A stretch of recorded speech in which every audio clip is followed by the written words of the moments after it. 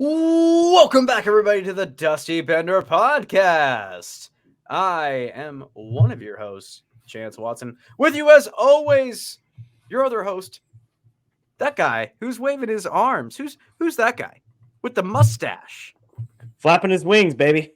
Is that Psyduck? That's correct. On You haven't seen this? The Mighty Psyducks. The Mighty I Psyducks, fucking baby. love that so much. Dude, I get so many compliments on this shirt. It's ridiculous.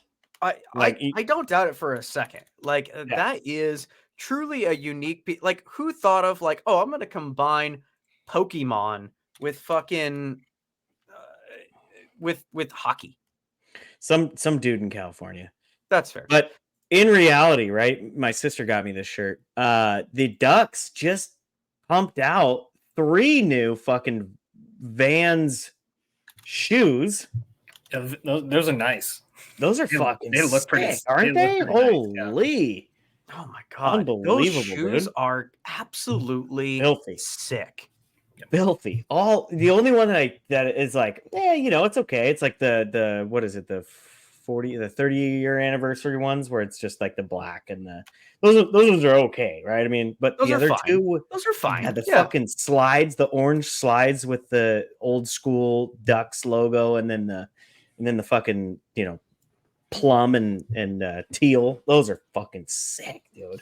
Those are like the eggplant, like purple. Mhm. I fucking love that so much. Not even a Ducks fan. Love that look. I'd get them. Apparently you have to like go to the game to get them. Yeah, you have to be there, which sucks, right? Like I would rather, but I also get it. But it's right? cool. Yeah, it's cool. It's cool. Like it sucks that you and I can't buy them, but right. But I mean, like, are we gonna go to that game and fucking, like, just take our shoe? Like, what are we gonna carry our shoes around the whole fucking game? Like, I'm definitely putting those on, right? No. So my stinky ass feet are gonna be, come on, man. Yeah, probably won't do that. Just leave those shoes. I'll leave like a trade-in situation, right? I just bring my fucking old shitty shoes, and I definitely am walking out with those. It's like coats for kids, like you bring in. Yeah, that's right, dude. Like an equivalent donation item, like a can of food, and you get these shoes. That's right. Like take a penny, leave a penny. Take some shoes, grab some shoes. I love that. But with shoes. Yeah, exactly. Yeah. That sounds about right. And they partnered up with Vans, so like that's a legit like. Oh, they're sick, dude. Yeah, they're absolutely. So yeah, I don't know how much they are, but they're cool. Too much, I'm gonna guess. Right. Yeah, that's fair. They got to make up for the lack of ticket sales this year. So. Right. Yeah, they're trying to fill the rest of the stadium with just fucking Vans sales. God, that's so rough. Holy shit. Okay. Before we go any further, we should probably acknowledge our sponsors, right? Sure. Okay. All right. First off, folks, we got to mention the Hub Tavern out of Spokane, Washington, on Monroe, part of the Anchor Alliance. That means they are officially part of the Seattle Kraken Bar Experience. I just made that up. That's not a real thing. The Seattle Kraken Bar Experience, while could be a cool band name, is not a real thing. Can you see like Jordan Everlay with his like flowing hair, just I could see him rocking out. Yeah, after the contract he just signed, he definitely is shaking. Oh, he has absolutely learning at least to play bass, right? Well, yeah. He seems more like a flute player, right? Like he's definitely playing electric flute. All right, Eberle is definitely. You think electric flute? I was thinking more piano. Yeah, I could see piano, but he seems like one of those guys where there's a hole in the market. So he's definitely he's gonna try to get there, right? So okay, yeah. Flute. Let me plug the rest of the hub, and then we'll get back to which Kraken members would be band members. The Hub Tavern out of Spokane, Washington. Aaron's just shaking his head. The Hub Tavern out of Spokane, Washington is the only hockey bar out in Spokane, Washington on the east side. Absolutely love the place. Dave and Mona are just amazing people. You got to go in there. You got to experience the place. You'll have an absolute blast. Go in there on a weekend so you can see Dave. Not to say that Buddy and the rest of the gang are not fun during the weekdays, but if you really want the good hub experience, so go there on the weekends. Check out Dave and Mona. Go in there, bring cash because it's a cash only bar, and watch a hockey game. Have a good time. Chirp some people, talk shit with some other people, make some good friends. Absolutely love the place. Couldn't recommend it more highly enough. Exactly like the other place I'm about to talk about, Monterey Cafe, which is a hop, skip, and a jump from the Hub Tavern. That's going to be the best place you can go in Spokane for karaoke. If you're somebody who absolutely does not care if you have a bad singing voice, but absolutely loves singing, go on down. In fact, you know what? Jeff is going to love this part. The worst singing voice, the better. All right, go down there. Like if you just scream into a mic, like you're going to request something that is complete screamo, something from like Dayseeker or something like that, where you can't even understand what the fuck they're saying. Go down there, scream into a mic. Jeff loves it. That's the best way to attract customers is screaming into a mic, looking like you're crazy. And while you're there, have some pizza because the pizza is delicious. Nothing kills karaoke more than people who can actually sing. Yeah. Right? You know what I mean? Like you hear someone that can actually like hold a tune, and then that person, the next person that's up is like, I don't even want to go anymore. Like that's no one wants to follow that. You know, someone goes up there and like sings a Taylor Swift song, and you're like, "Fuck you." Boo! Well, I mean, not because of Taylor Swift, just because of like singing talent. Correct. Yeah, because they can sing it correctly. Yeah. I feel like you only sing a Taylor Swift song if you can sing. Like you don't go. I don't know about that. I have someone that also lives under the same roof as me. If it's the first album, then it's okay. Like it. The country one. Sing, stick it out, type it on your window. Like you can do that. Yeah. So if you sing like Chance, go ahead and go down to Monterey Cafe. Right. Absolutely. They will just welcome you with open arms. The more belligerent, the better. Jeff is gonna immediately cancel his ads. Like he's already calling me as he hears this. Yeah, I just got a text from him. That's fair. Bartenders love when you encourage being belligerent. You know. That's right. Absolutely. That's always good. Yeah. Business owners just like, oh yeah, the more belligerent, the better. That's exactly what we want. That's right.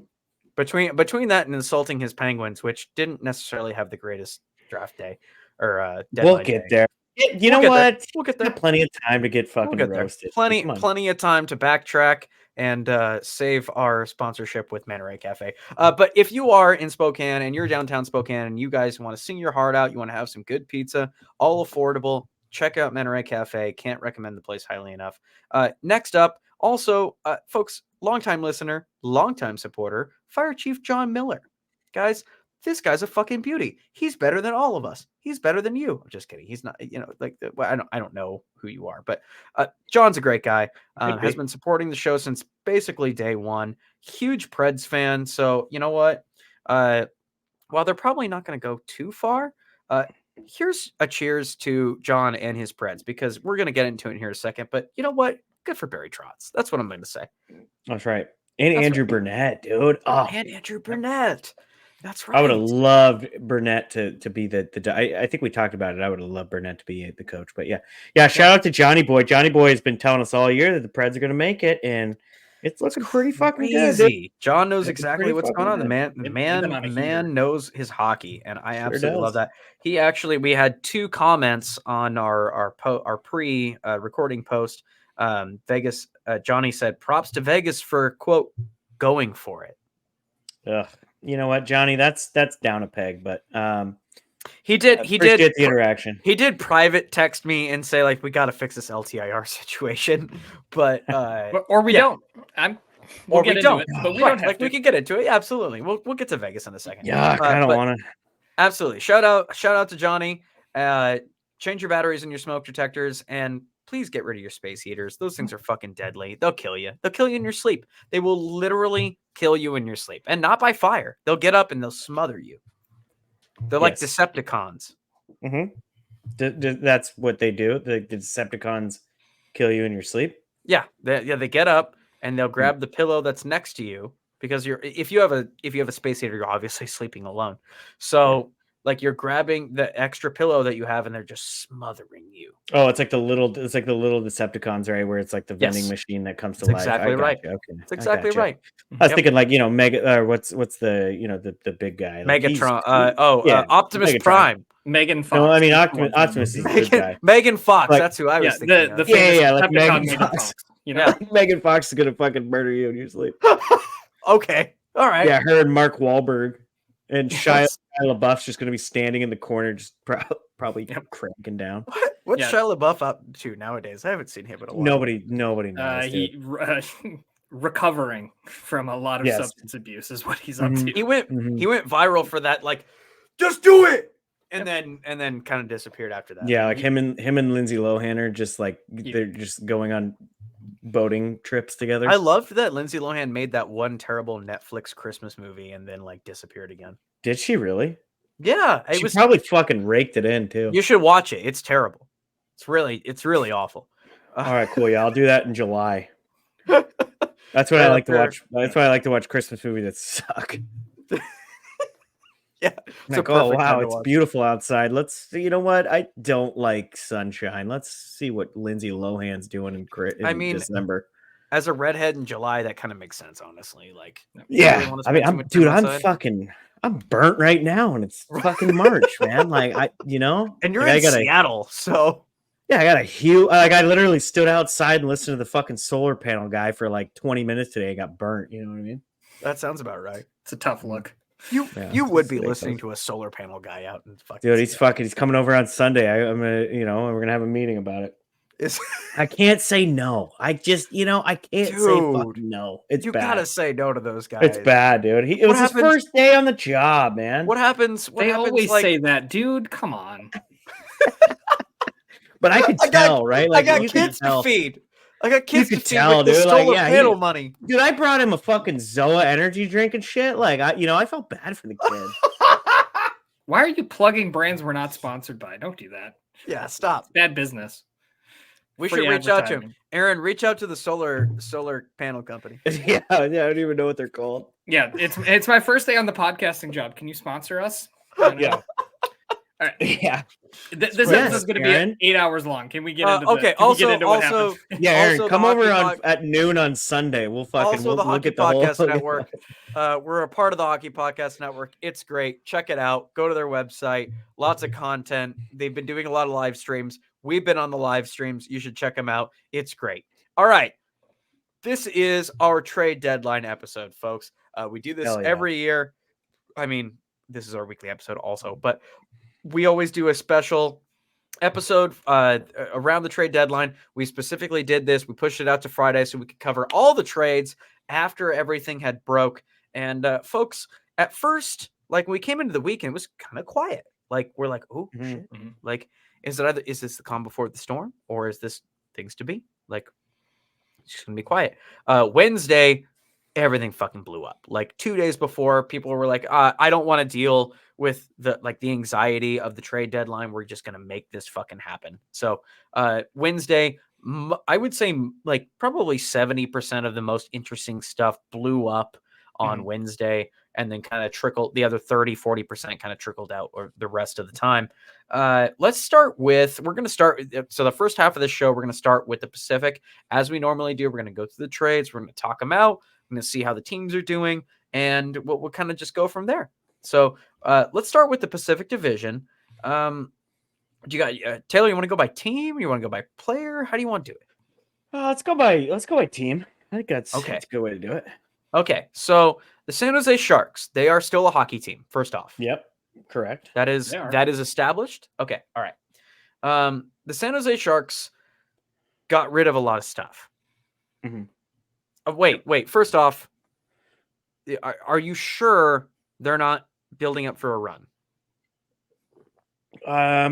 I did. So it's funny you say that. I did see some people on Ducks Twitter that were like, well, technically the Ducks are only like 8 points out from. Like, shut the fuck up with that, if dude. They play at a 900 points percentage the rest of the way, they're right in it. So here's the thing, like, the Oilers did it earlier this season. The Ducks could win 16 in a row. You never know. And the Ducks in Edmonton are synonymous with roster. Yeah, really. It's basically the same team. Now that Trevor Zegras knows that he is staying in Anaheim, he's about to pop off when he gets back from injury. You know what I mean? Like that's stability. 100%. You can't put a price on that stability. Him and Ryan Strome are gonna go 4 points a night for the next 15 games straight. Gibby's going 960 every night. Yeah, and like Gibby's even playing. Dobbs is playing all the fucking games right now. Yeah. But yeah, to jump back to the Sharks. Yeah.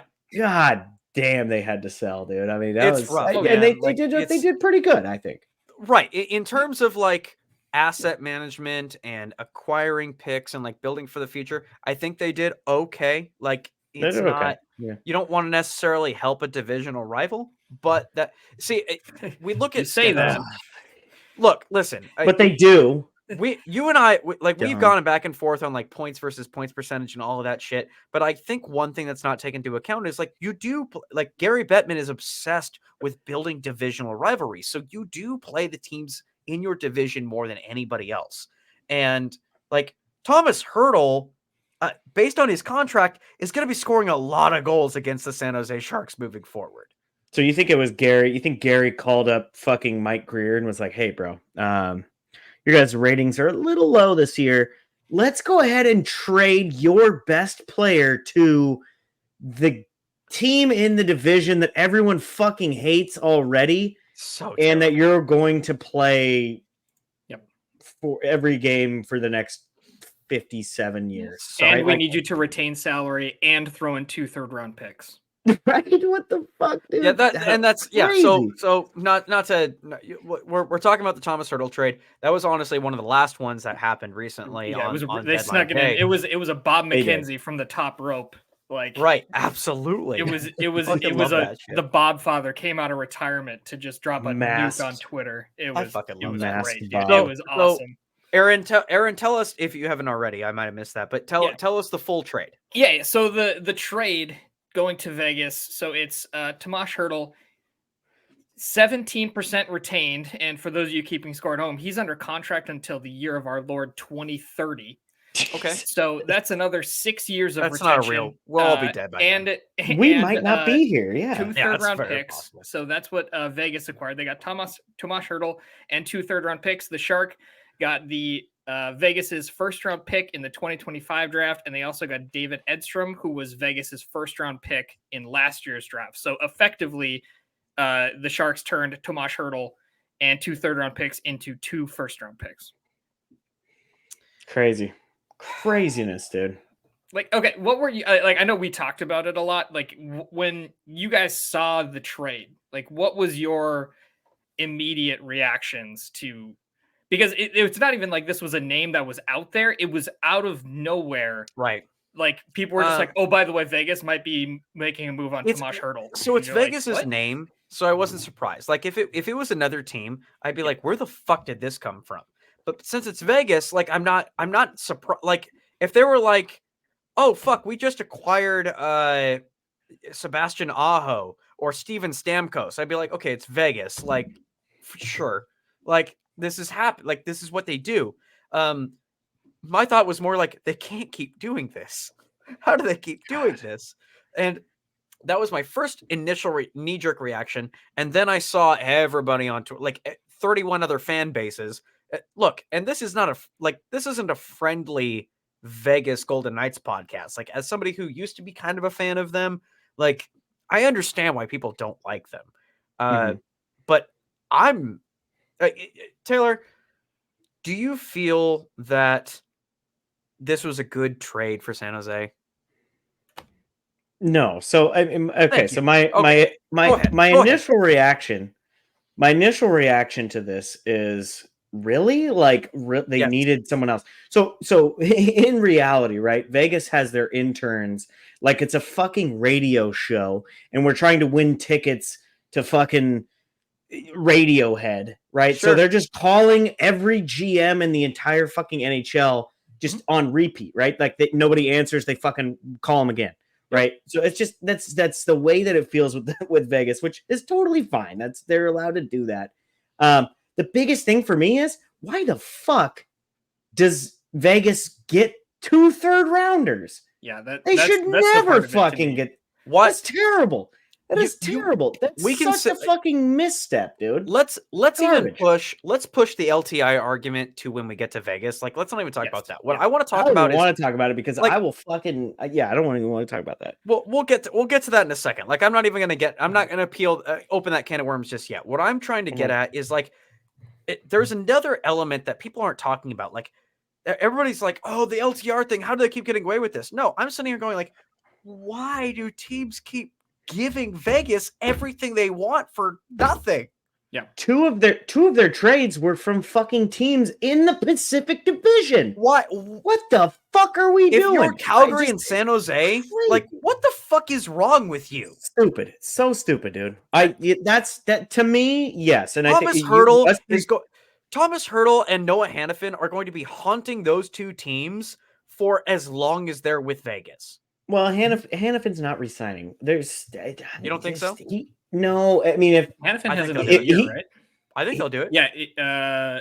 Or no, he's a No. year. Never mind. No, I was he's looking at it. an RFA. He'll be an RFA. But if and maybe it's a Calgary thing, right? We've talked about this, right? Maybe it's a Calgary thing, but they offered him 8x8, right? So if he wants to be anywhere in that fucking realm, that puts him, I believe, right? I mean, fact check me, but I think that puts him as their highest paid defenseman. Right. So Petrangelo's 8-8. So if he was 8x8, he would be their second highest defenseman. But you're basically saying you're going to put $16 million into essentially two decent but two-way defensemen, right? And then you got Shea Theodore, who probably just guessing $6 million, right? So I mean, it's just a lot of money in three guys that are, and it's, I mean, don't get me wrong, it clearly fucking worked for him last year, right? So like, you can't hate on that, but I don't know how they make it work with him. So Tomas Hurdle, don't get me wrong, I think had a very nice season when he's been healthy on a pretty bad Sharks team. I mean, they've had some runs, they've had some. I mean, obviously the back-to-back 10 goals against is going to haunt that franchise for the next 6 years. But I mean, to an extent, right? I mean, there's still players on the offensive side of this team that were putting up some points, right? Tomas Hurdle, Michael Granlund, Duclair had an okay year, and obviously it also got moved, which we'll get to, but it's not a bad pickup for them, and realistically, it allows them to move guys like Chandler Stevenson, some of these guys who, realistically, you would rather have an Eichel Hurdle 1-2 with a William Karlsson maybe at a third line center or move him to the second line wing or something like that. Mm-hmm. So it opens up a lot of things for them. But yeah, 2 third rounders going back, that's insane, dude. So since we're on the topic of Vegas, let's just do the Knights right now, right? So they acquired. Wait. What you don't want to talk about Klim Kostin and Devin Cooley? And and they also got Vitek Vanacek, like, they're all set. You know what I mean? Like, so I will say from the Sharks' perspective, I'll make one quick point on them. You got out from under the Hurdle contract. He was not going to do anything for you for the next until 2030, right? Like, they can actually start the rebuild. Yeah, exactly. Like, Will Smith, Eklund, dude. You're wasting everybody's time with that deal. Like, it's good for everybody involved to move on. Like, gotta give that money to Celebrini.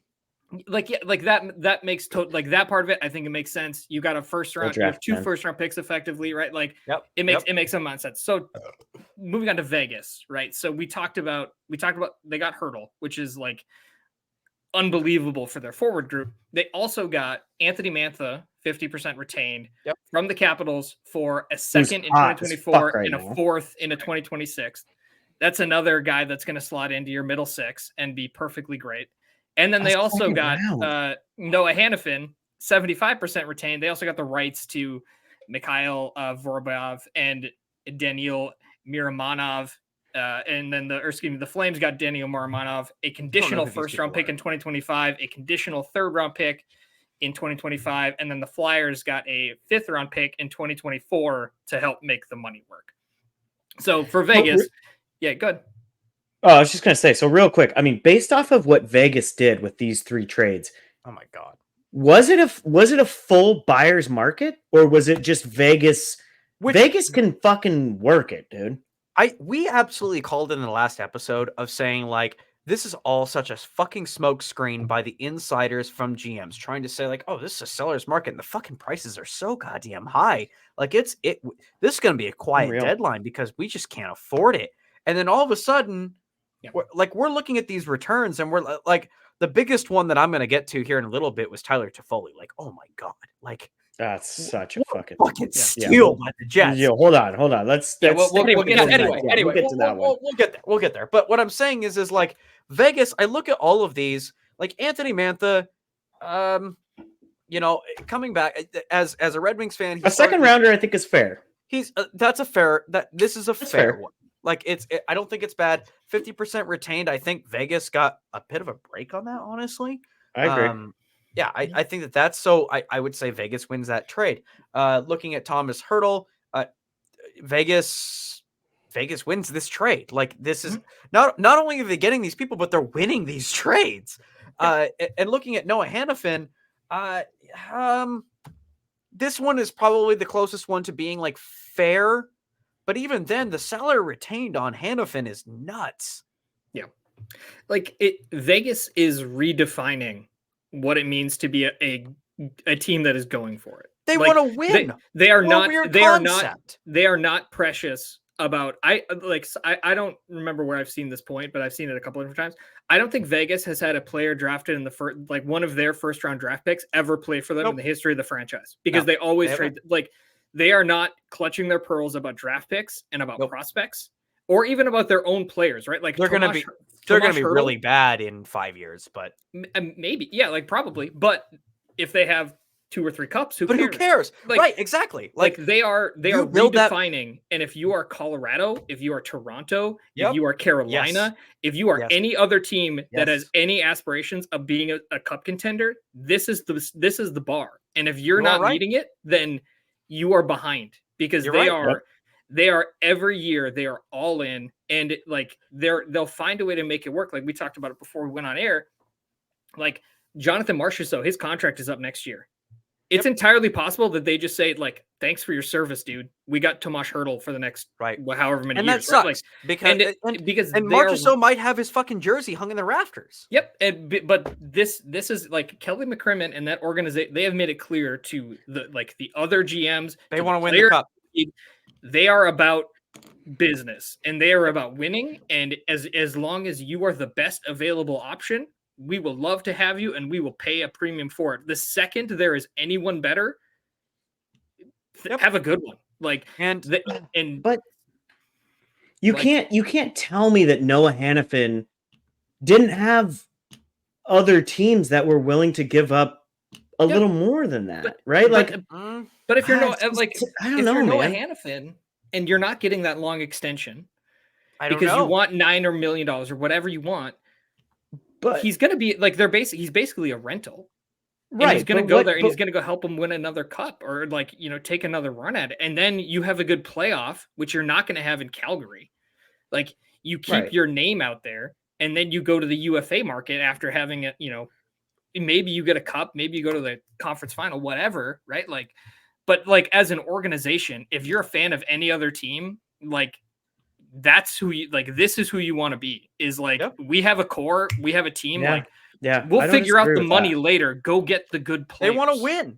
And that's it's something that we have missed in hockey for a long time. Everybody is always like, we'll take it. So, it's frustrating to watch certain teams that they just muddle along because they're not willing to take that extra step. They're not willing to take the risk. And look, and I'll play devil's advocate for a second. Like, a guy that we have touted on this show a lot before he got fired, Jarmo Kekalainen.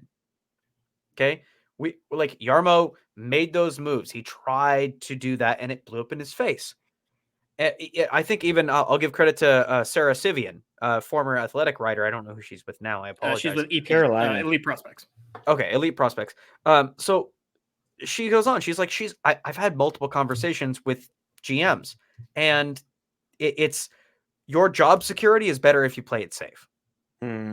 That's basically what it comes down to. Yeah, and Kelly McCrimmon is not making these decisions in a vacuum, right? Like he clearly has the blessing from all of the ownership group. Like Bill Foley wants him to do this. It's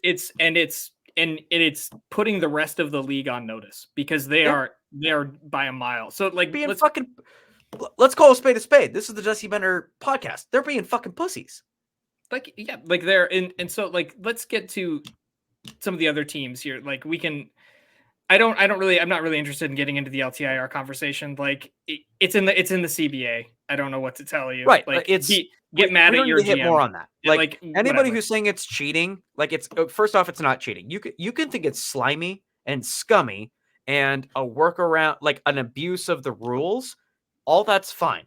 But everybody else can do that. Like, it's not an advantage. It's not like Vegas is the only one that can do this. Every other team in the league can do this shit. I'm not saying that I agree with it, and I even agree that they should get rid of it. But what I'm saying is it's not an advantage just for Vegas because everyone else can fucking do this. Your gripe is with the league, not with the but it's also illegal to fake injuries, which I do think this is 3 years in a row that is becoming this is becoming something that they're doing. Fair.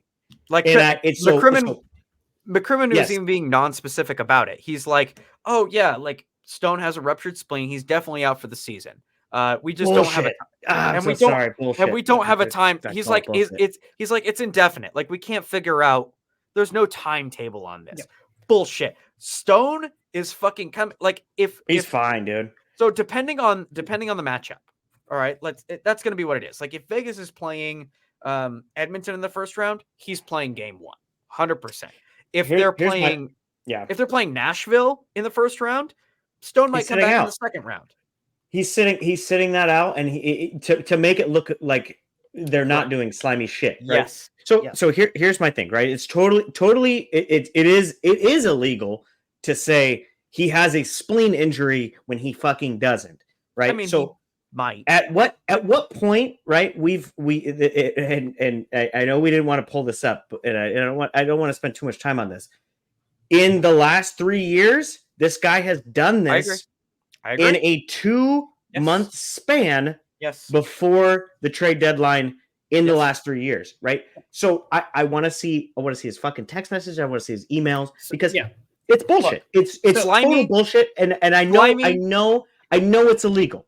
I know what they're doing technically is not allowed, but it's just because of what you guys have, what everybody talks about. The GMs basically said, "Yeah, you can move any." Like they all agreed to this with the fucking CBA, so it is allowed. So it's fine. To me, they're circumventing it, and I agree. It just I don't ever want to see Stone win another fucking play. Another circumvention is completely because legal. I think he knows it. It's bullshit. He knows it. He knows what he's doing. It's bullshit. Two things can be true at once. Oh, I don't want to fucking. I don't want to. Two things can be true. 100%. He can be injured, and they can adjust the time that he gets the treatment to be most advantageous. 100%. Tampa Bay did this with Kucherov. They delayed his surgery, like pushed it out so that he would miss the entire regular season and be back for game 1 of the playoffs. Yep. I get that. Like Stone had a back surgery. I'm not saying that I agree with it. I'm just saying, like, if you don't want to see this anymore, then the fucking GMs need to come to. Like, I don't want to see a single GM. I don't want to see a single manager being like, "How does Vegas keep fucking doing this?" Like, because of you. Look at a fucking mirror.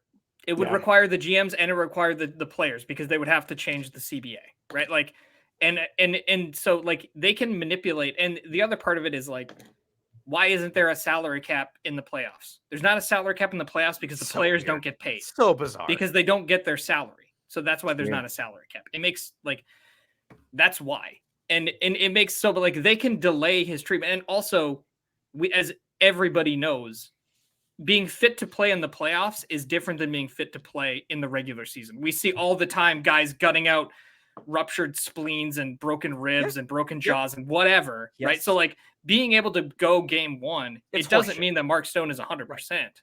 It means that like by NHL playoff standards, which is psychotic, for weeks now, he can play, right? Like, he definitely has. Yeah, so like I don't think that's what I'm saying. Like, it's Aaron, you put it perfectly. Both can be true. Like that was the perfect way to encapsulate all of this. Is that I 100% can be against being slimy and being, working around the rules and being a shisty little asshole. Like, I get all that. That's what Vegas is doing. It's blatantly obvious. Mm-hmm. That being said, I can't get mad about it because all the other GMs were cool with it. Like, they're like, yeah, that's fine. Like, we're all, because we might be able to abuse the system one day too. We're going to allow Vegas to do that. So this is an issue of their own creation. I'm not okay with it. I don't think it's good for the game. They should get rid of it. That being said, it is the rules. Anybody can do it. And Vegas is apparently the only one smart enough to fucking do it. So yes, but I can because Mark Stone knows exactly what the fuck he's doing, right? He is a part of this fucking plan with Vegas. So when I hate on Mark Stone for doing this kind of shit, he is fully aware of what the fuck Totally. Vegas is doing with this shit. I don't doubt it. I can completely I don't doubt it for a fucking second. hate Mark Stone because he knows it's scummy. He knows what Vegas and he are doing to do this shit. He knows it's scummy and he's still doing it. So when Vegas fans come at me and they're like, "You just don't like us because we fucking win," fuck you. You're literally the Houston Astros of the fucking NHL league. Like you're literally the fucking Houston Astros. Like, is that a lacrosse to me? Yeah, I just to me, like, you know, yes, I understand this is in the CBA. I completely understand that, but what pisses me off, literally, and this is what I said earlier today. I literally said, just say we're keeping him out of the lineup to cheat the fucking LTIR system, right? Don't make up a fucking bullshit fucking injury when you do it every fucking year. Just tell us that you know that you're a scumbag. Right? Because I love to hate you. I love to hate the fact that Mark Stone comes back and literally tries to act like he's fucking innocent. He's not fucking innocent. He's literally in on the scam. See, that's right? That's a level of come on. If it wasn't going to be his he's spleen, not, it was he's going not to be his making back. up an injury. He's not Yeah. faking. No, he's not faking how do you know having a that? lacerated spleen. He's not I faking agree. having back. How do you know that? How do you know that? How do you know that? How do we know that? We're taking the word. We're taking the word of Vegas Golden Knight doctors that he's not faking an injury. Because if he were faking it, dude. If we were faking it, the league would be on the hook for the insurance. We are told that the league looks into these things. I don't know. I get it, but like now there's a like that like how much can you embellish? A lot. Like you can be like, oh yeah, my like Stone can be like, you know 2 months later he can be like my tummy hurts. Like I agree with you like 100%. Like there's easy ways to get around this. Okay. Yep. Let's move on. Let's move on. Let's move on to the Edmonton Oilers. Let's move on to the Edmonton Oilers. So they, in classic Kenny Holland fashion, he brought in a lot of mid-range guys, which, to be fair, it's the Edmonton Oilers. You already have a lot of top guys. You need, like, the criticism is you don't have enough depth. So he brings in Sam Carrick, Adam Henrique, and Troy Stetcher. As the Ducks aficionado here, Taylor, 2 of these 3 players came from the Ducks. What is Edmonton getting here? I mean, realistically, in Henrique, they're getting a guy who has been stuck on really shitty Ducks teams, but can bring it, I mean, realistically, 20, 30 goals a season, right? So, you know, what they're getting is a third-line center, potentially a second-line winger, just based on what Henrique has been playing. And then Sam Carrick brings some really good energy from the fourth line, right? He literally, in his first game, I think first shift, fought the guy that really pumped fucking Rempe in Olivier from the Blue Jackets, right? And kind of held his own a little bit, right? Like he did get top. Olivier's a beast, right? Who what literally was a no name until he fucking fought Rempe, in my opinion. But Carrick held his own. Carrick is more of a grinder, can throw the hands a little bit. He's not a fucking heavyweight with the Oliviers, with the, you know, even fucking Deloriers, right? The Revos, right? Like that's not who he is. But the fact he was willing to throw the gloves down on the ice and see what happens, I think is huge for the Oilers. So I think this actually is a really good move for the Oilers.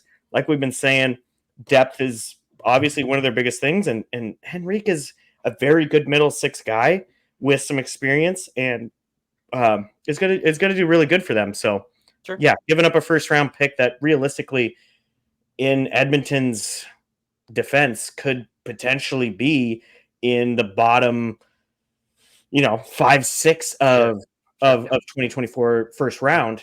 It's not a bad get. So I'll also give some shout out to Troy Stetcher here. He was with the Red Wings. I really liked his time with the Red Wings. He was just with them during a rebuild year, unfortunately, and he's not going to do well with the Coyotes, obviously.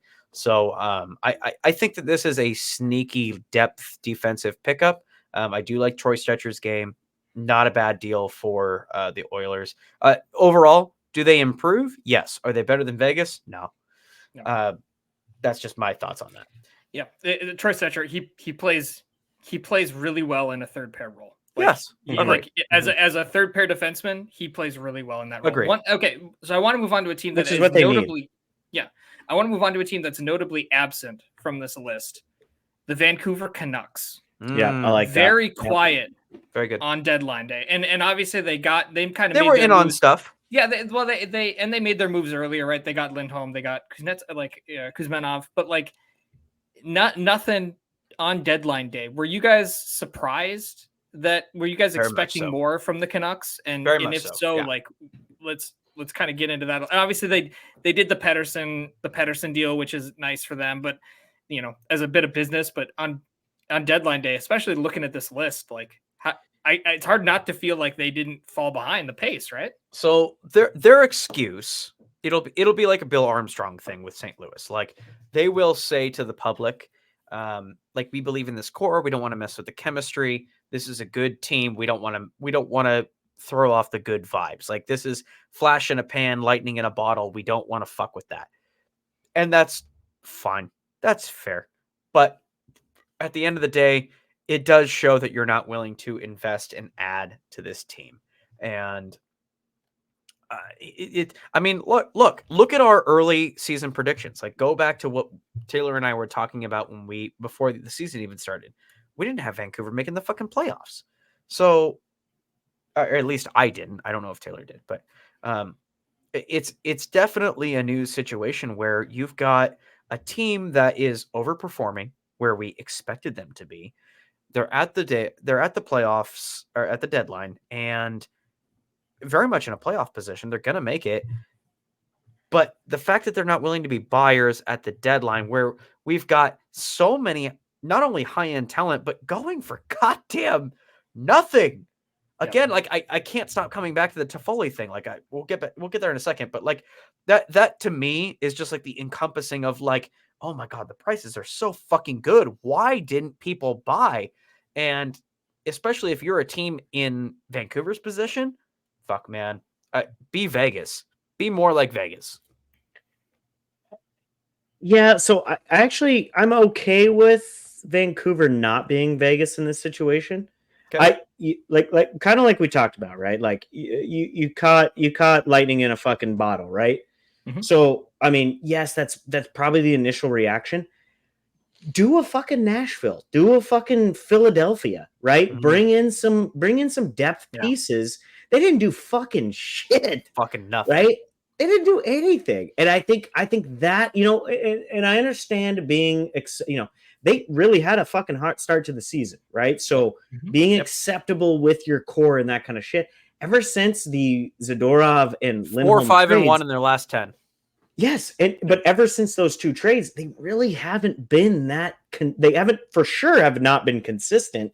Right. And yes, they beat Vegas last night, but Vegas is in a transition. They're struggling a little bit themselves, right? So, and they're hurt, right? So you can't even look at that game and be like, well, of course we didn't need any fucking players. So I just like doing nothing. Doing nothing is worse than bringing in depth pieces. I would much rather see a team in that position bring in depth pieces and go, look, maybe with what Colorado did, with what Winnipeg did, with what Vegas did, maybe it's not our year to fully try to jump to it, but we, let's put up a fucking fight. And then next year, right, we have the core in PD. We got fucking Miller. We got Demko. We got Quinn Hughes, right? Like next year we can take that next step.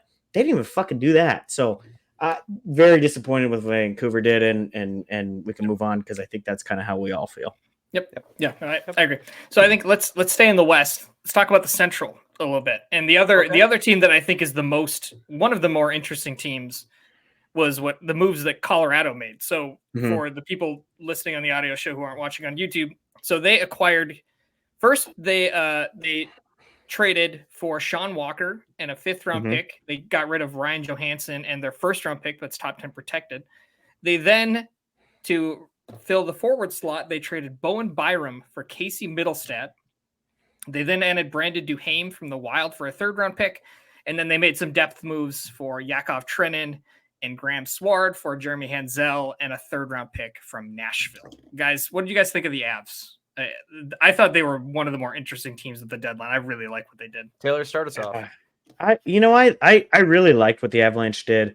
To be honest with you, 2025 first round, even if it's top 10 protected for Sean Walker, that's too much.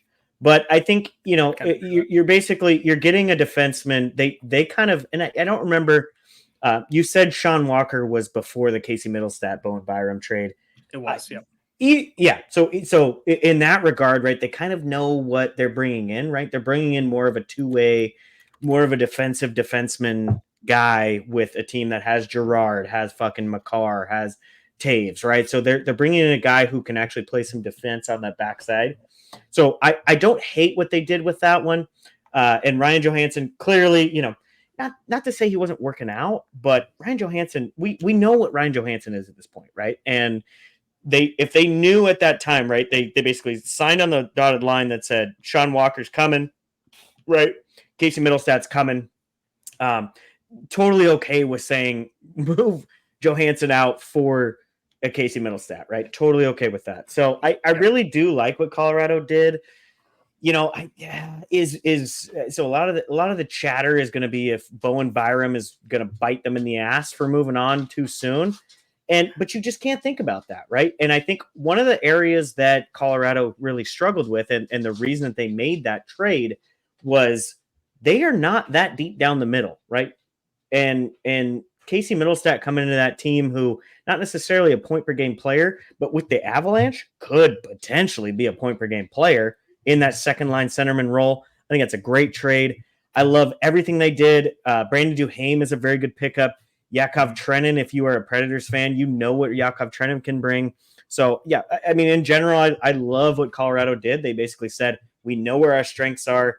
We know our defense is going to cover our goaltenders. Our goaltenders are still playing good hockey, right? So, but bring in our these Casey Middlestats, these kind of guys, these Sean Walkers who can play some defense, and they did that. So, I really like what Colorado did. I mean, Casey Middlestat, he's 25. He's 47 points in 62 games, right? Like on a not great Buffalo team. Yeah, so you add him. It's 2 years in a row. And right? 2 years in a row. I like Byram to the Sabres, right? Like that's a good young defensive core in Buffalo that they've got with obviously Dahlin and Power, and now you had Byram and Samuelson. So I think they made a lot of interesting moves. I guess Chance, like obviously Vegas, we know Vegas is kind of the standard. Was the Avalanche kind of the second biggest mover to you, or was there someone else, or were there other things in the Central that you thought were interesting? No, I actually it's Taylor had to pop out for a second, but because I'd love to argue with him about this, but I don't like Colorado's moves. I think that everything that they shipped out, everything they got in just kind of balances it out. I like Bowen Byram as a defenseman. I think that he is the part of that solid defensive core that Colorado had when they went to their cup run. Casey Middlestat's great. I'm not disparaging it. It's just everything that they shipped out to bring in. I just don't think it moves the needle like Vegas did. Like it's not a situation where like Vegas brought in talent. Like after their trades, they got better, like significantly better. Whereas Colorado, like we could sit here and debate about whether they got a little bit better or a little bit worse. Fine, whatever. We could even say that they got a little bit better. I'll concede. Sure, why not? I would probably disagree, but let's, for the sake of argument, let's say that they got a little bit better. It's not what Vegas did. Okay, like the only name that moves the needle here is Casey Middlestat, and to get Casey Middlestat, you shipped out Bowen Byram, who was a very reliable, solid defenseman. Yes, I understand he had defensive issues, or not defensive issues, but injury issues rather. But when he was on the ice, he was a very instrumental part of that team. So I look at Casey Middlestat as the biggest addition. Everybody else, I'm not impressed with Sean Walker. Sean Walker is a depth defenseman. Like it's great, fine, reliable, whatever. I just comparing what Vegas did to what Colorado did is Colorado's more like shoring up and like, adjusting finer details. Whereas Vegas is like, I'm gonna flop my dick out on the fucking table. Like, Yeah. that's about it. I mean, no one made moves like Vegas, but I think Colorado in a more like traditional sense of what we think about a big deadline. Sure. I think that's more what They made a lot of moves. I think that's more what they had. Like as Sean Walker, he really kind of felt like this year's Ivan Gavrikov of like a guy who his name just got put out there long enough that eventually people started thinking he was Paul Coffey. I don't think it's gonna. Yeah. And I think also part of that deal is just they wanted to get out from Ryan Johansson. It just and the Flyers immediately put him on waivers, and I don't know who claimed him or if he's been claimed. Let's one of the tweet of the weeks, I can't give attribution, I'd have to look it up, but like somebody tweeted out like when Ryan Johansson went to Philly, like they're like Torts immediately said, "I will quit if I have to coach him again." Right. Jesus. The other team thought that was pretty good. The other team that made some moves kind of sneakily, the Winnipeg Jets had a nice deadline for themselves. Obviously, they'd already acquired Sean Monahan. They get in maybe the biggest steal on an individual trade. They get Tyler Toffoli at 50% retained from New Jersey for a 2024 third and a 2025 second. I'm going to take this one because I don't think that I'm not saying that this is like the biggest trade. Like Gensel's the best. He was the best player. The best player that moved in the deadline. No question. I'm not going to argue that. But like for the value, like steal wise, oh my fucking God. You just got Tyler Toffoli for not a first round pick. Are you I am blown. I can't wait to get to the East because I do not know what the fuck the Devils are doing. Unreal. That is a team that I genuinely want to be good. Like if I had to root for a team out in the East that's not the Red Wings or whoever that I normally stand for, I like the Devils. Like I want them to succeed. I remember growing up on watching the Brodeur years and whatnot. Like I want them to do well. This is fucking Tyler Toffoli is definitely worth a first round pick. Mm-hmm. The fact that you're getting a 2024 third and a 2025 second is fucking mind blowing. Tyler Toffoli is crazy. 30 plus goal scorer.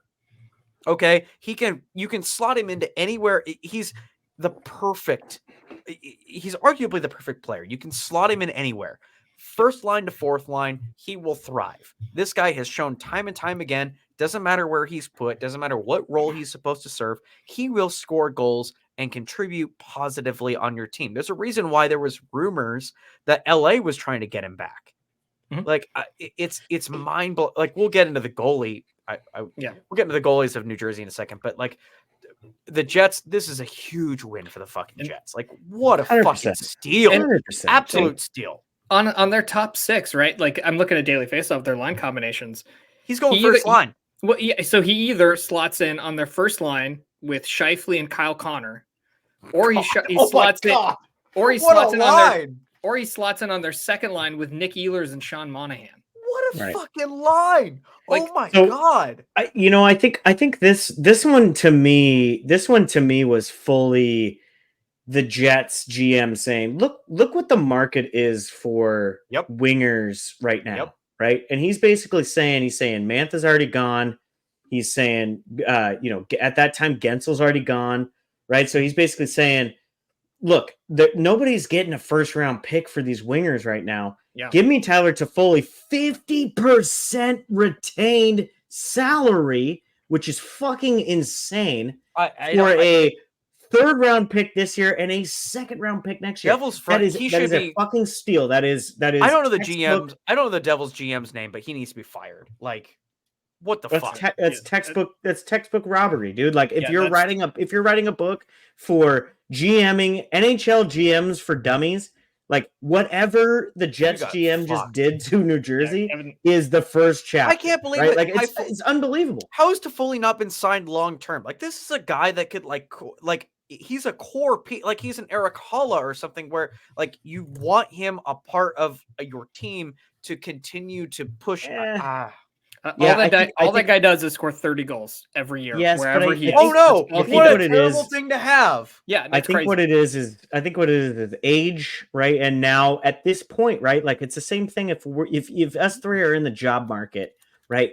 Companies are looking at us bouncing around from team to team to team from job to job He's to job. 31.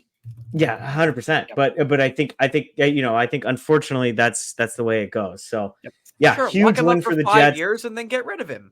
Huge win for the Jets. I mean, you basically for nothing, you went from Blake Wheeler last year to Tyler Toffoli this year. That's insane, dude. That's a fucking absolute steal. Yeah, it's a sweet deal. We don't even talk about Colin Miller. Fuck Colin Miller. And Colin Miller is whatever. But and then also, and real quick on the good for the Preds. You get Jason Zucker, you get Anthony Bolivier. Like, that's like, that just seems to me like throwing a bone to the boys. They paid nothing for them, so it's like that seems like Barry Trotz just throwing a bone to the locker room. Like, hey, you guys overperformed. You're 9-0-1. Like, here's a Jason Zucker that I got for nothing. Like, good for them. And that's Trotz knowing what to do, right? Like, it's you and I. And us three had his moment. Right. Us three already talked about this, right? Like if you're Nashville, you're kind of already overachieving, right? So doing these little deals, you're basically saying, I'm a buyer, but at the same time, I'm not spending the fucking future to go try to get crazy, right? Like, I love what Trotz did, and Andrew Burnett is just a very good coach. I mean, that's just where they're at. Tinkering around the edges. So Taylor, I think should we pay some bills and then we'll come back and we'll talk about the East? We can do that. We can talk about DraftKings Sportsbook if you want to, Aaron. Do I want to? Do I ever? Yeah. Noted gambler, Aaron. Noted gambler, Aaron. Yeah. We know hockey games move fast, but with DraftKings Sportsbook, an official sports betting partner of the NHL, you can score faster than anything happening on the ice. That's pretty impressive. This week, new customers can bet $5 and get $200 instantly in bonus bets. Download the DraftKings Sportsbook app with the code THPN as in the Hockey Podcast Network. New customers can bet just $5 on the NHL and get $200 instantly in bonus bets only on DraftKings Sportsbook with code THPN. The crown is yours. Gambling problem? Call 1-800-GAMBLER or visit www.1800gambler.net. In New York, call 877-8-HOPE-NY or text HOPE-NY 467-369. In Connecticut, help is available for problem gambling. Call 888-78-97777 or visit ccpg.org. Please play responsibly on behalf of Boot Hill Casino and Resort in Kansas. 21 plus, age varies by jurisdiction. Void in Ontario. Bonus bets expire 168 hours after issuance. See dkng.com/hockey for eligibility and deposit restrictions, terms, and responsible gaming resources. NHL and NHL Shield are registered trademarks of the NHL of the National Hockey League. Copyright NHL 2024. All rights reserved. Nice. All right, that's the West, boys. That is the West. Honestly, a lot of big moves. The one thing I do want to just real quick jump into before we jump into the East, Dallas didn't make any fucking moves. And I think that's very interesting from a West standpoint. I think they have a very good team. But there's definitely some stuff. I mean, I know they brought in Chris Tanev, but I think that was very minimal. Yeah, that was their move. They felt like they got their one guy and got out, which is very interesting that they didn't when the move started happening in the West. Very active for the West compared to last year. Yeah. Last year it felt like everyone was going east, and this year the West was much more active. Hey, yeah, real quick. I mean, this would be very rude if we skipped over Taylor. Are the Ducks going to make a push with Ben Myers and Jan Mysak? So okay, thank you, Chance. Thank you for what? Thank you for remembering me. I got you. Thanks, babe. So wow. Damn. Love Ben Myers. Ben Myers is so with the Ducks, right? And I'll be really quick with this. The Ducks have a very nice top six, right? Cutter Gauthier, Terry Zegras, Leo Carlson, McTavish. Honestly, hanging on to Frankie Vetrano was huge for them. I think that's a great move. Me and the other Ducks friend that we all have, DJ, we're talking about it. And so Ben Myers. Frankie being there, yeah, is great. Ben Myers, just a nice, honestly, he's a third line player, right? So just really, really good for them. Can kind of go up and down the lineup. He was a captain at Minnesota where Jackson Lacombe was. A lot of good stuff from him. The other trade, Jan Mysak, there was absolutely no room for Jacob Perreault, who had kind of sputtered out a little bit. Jan Mysak was putting up very similar numbers and is very much more a defensive player.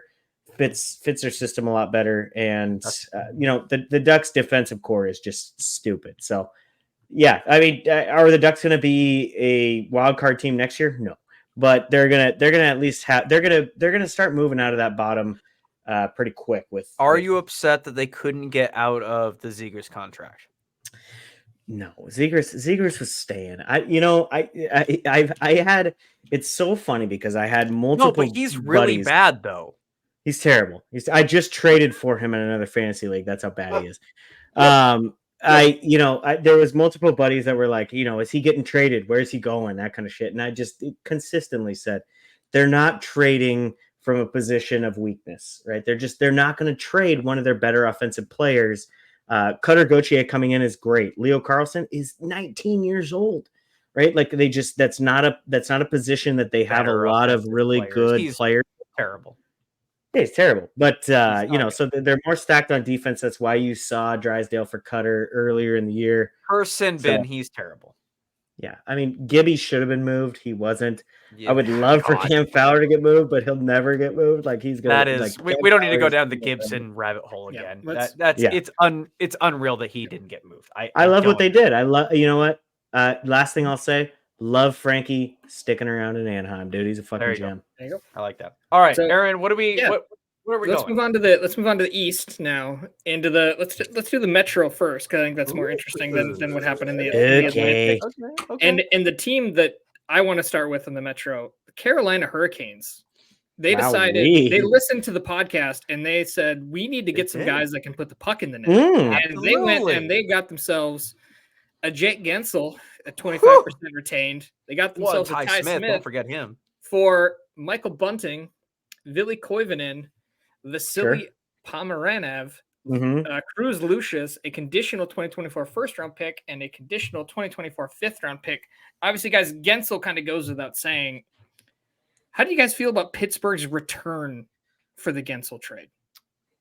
So I am not knowledgeable enough, apparently, because on paper, I'm assuming that the three guys that I can't pronounce their names have a lot of skill and are worth a lot. But I've been told that there's an individual with the last name of Morrow that should have been a part of this, but wasn't. And Penguins fans are very upset about that. There's also another individual that I can't remember the name, but they were also very upset that he was not a part of this deal. I don't know what the conditions are on the first and the fifth. The first makes complete sense. I don't even entertain this deal without a first. And the fifth seems kind of low. I'm hoping the conditional probably moves up for Pittsburgh. The only one that I'm familiar with is Michael Bunting, and Michael Bunting is about 100 years old. So yes, I don't know. He's only got about a rookie, year, though, right? This is his sophomore year, actually. Sophomore slump. Yeah. He's 28. He's not even 30. Jesus Christ. Pretty sure he's a rookie, though, right? There's a lot of people on Twitter who didn't understand the Calder Cup jokes for Michael Bunting.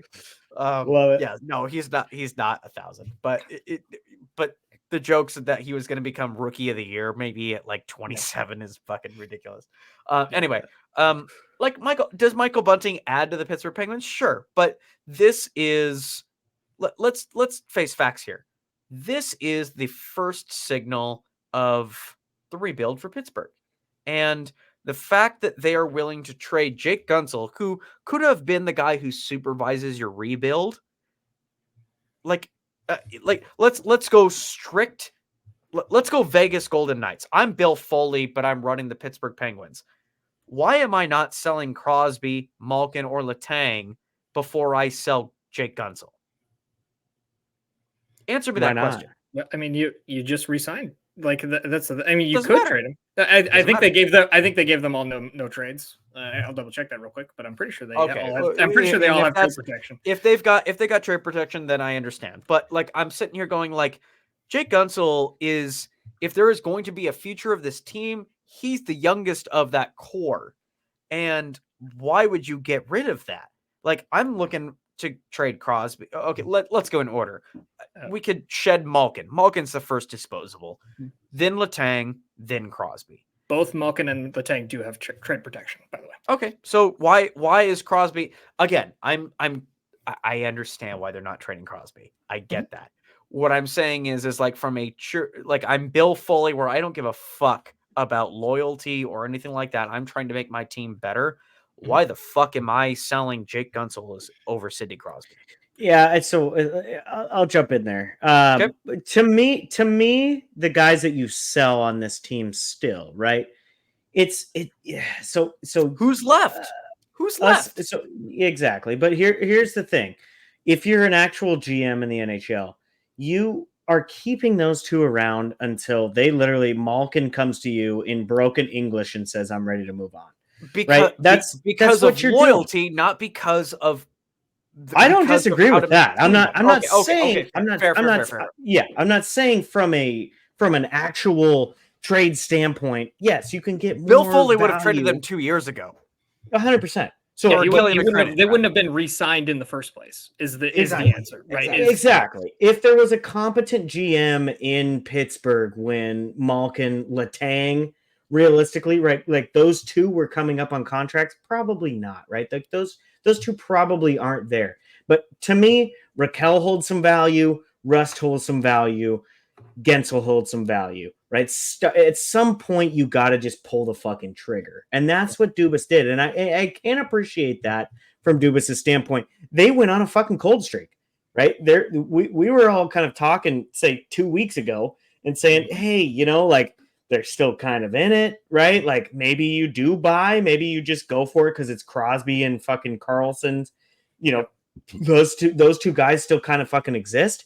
They went on a fucking cold streak. They got shut out by the fucking Seattle Kraken, right? They lost 2-rip to the Kraken. So it was just like, sell, right? So Guentzel is gone. Raquel has some value at that time. Now he's gone 2 games without a point. You had a chance to sell him.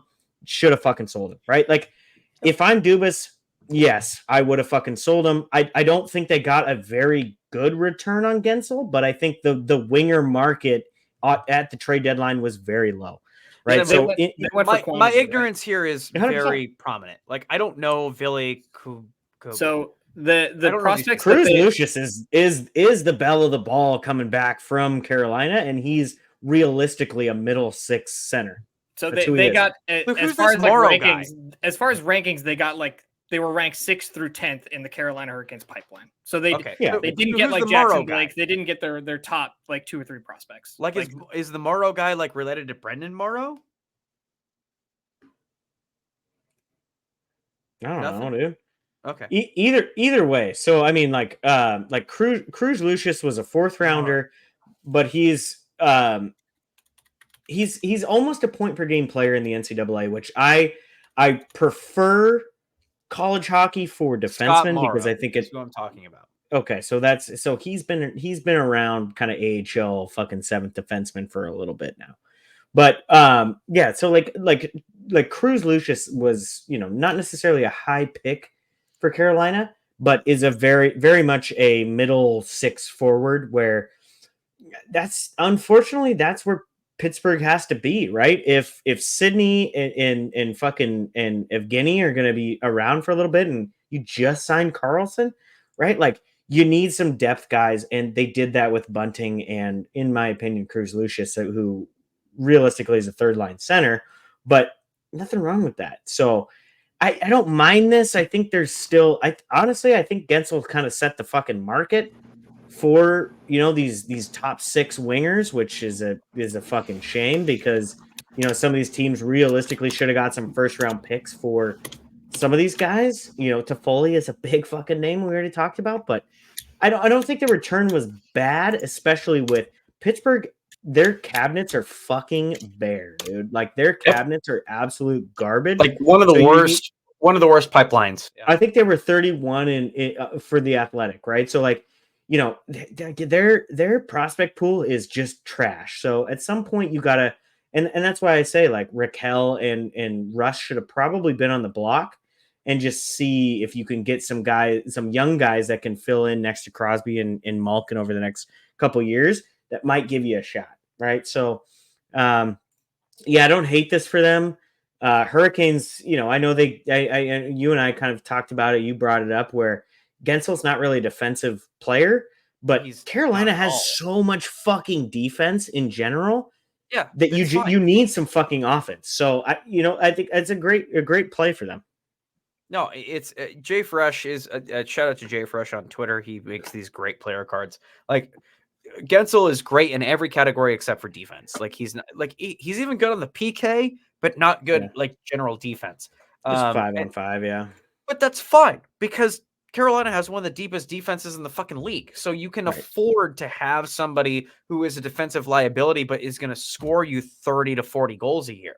So like I think Carolina wins this because at the end of the day, it fits their needs. Whereas all it does for Pittsburgh is just signal the inevitable. Like, you're not getting better. Like it's done. You're over. I agree with you. To play devil's advocate though, right? Like what Pittsburgh probably needs is a little more defensive forwards and players in general. And Michael Bunting's not a bad defensive player, right? So I don't hate that. I'm not bashing Michael Bunting. He's just not Jake Guentzel.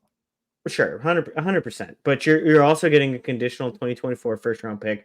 I don't know what the condition is there, but that's something that Dubas can kind of work with, right? Like who can potentially step onto this team next year, and while Crosby and Malkin and Letang and Carlson are still here and can potentially make a difference. And let me hit you with that's real a nice quick. play.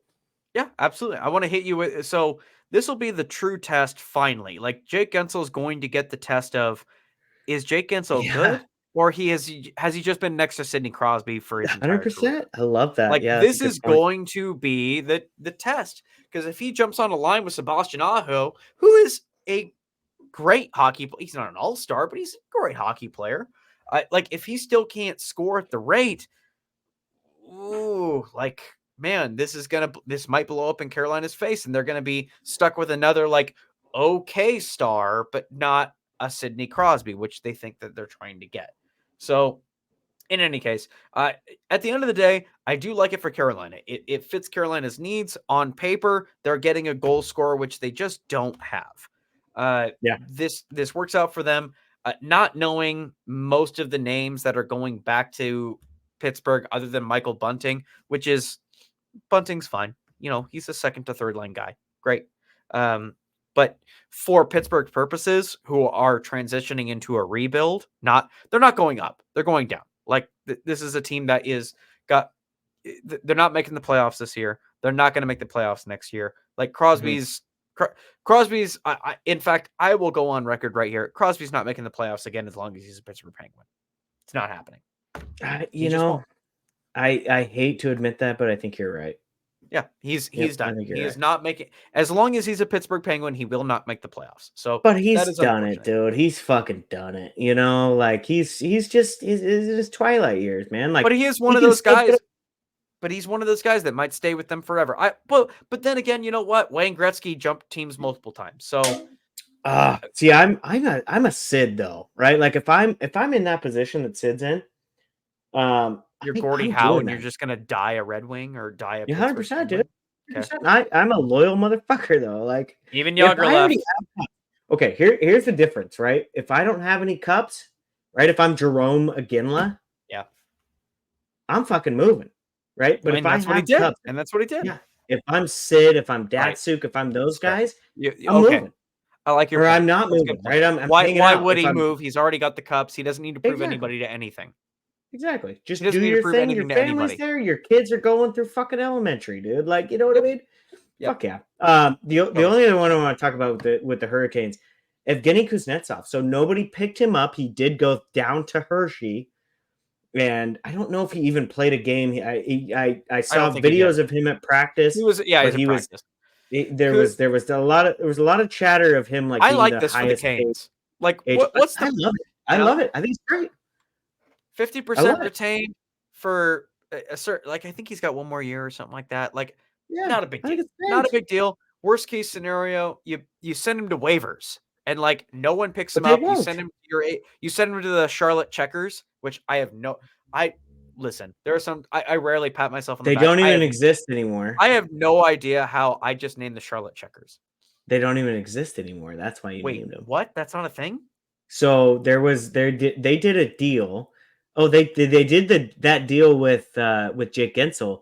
There was a player in this. I don't remember if it was Are you telling me the Charlotte Checkers are not a thing anymore? Don't tell me that. So don't quote me on that, but there was a player that was going back to Pittsburgh that didn't go to the Carolina Hurricanes Well, AHL absolutely affiliate. the Charlotte Checkers. Yeah. So okay, but there was a player in this trade who actually continued to play for the Wilkes-Barre Scranton Penguins because there was no Carolina did not have an AHL affiliate, and I don't think they do.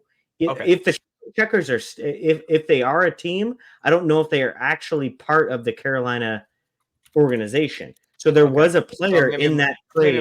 My information is Wilkes-Barre because you're right. The Florida Panthers. The Florida Panthers are Charlotte Checkers. So who is Carolina's AHL? That's what I'm saying, dude. This has been almost 2 years now where they've been then they shared some players with like the Ducks in the past. So they kept them in their They don't have AHL one. system. Holy shit. That's what I'm saying, dude. That's what I'm saying. So they're one of these players. I don't remember exactly. It definitely wasn't Bunting. It wasn't Lucius. But one of these players that was part of the Hurricanes Penguins stayed in Wilkes-Barre because Carolina did not have an AHL team. They just let him fucking play there. Fucking nuts. Okay, it's crazy. Okay, all right. But anyway, okay. So we'll continue. We'll continue on. Yeah, crazy great. shit. We love it. That's a low risk, high reward. I love it. Yeah, 3rd round pick. So basically, they didn't want to pick him up off waivers because they were going to have to retain his entire contract, but Taylor, Washington retained 50%. So yeah, Taylor, tell me about the Rangers. Rangers made some good moves, dude.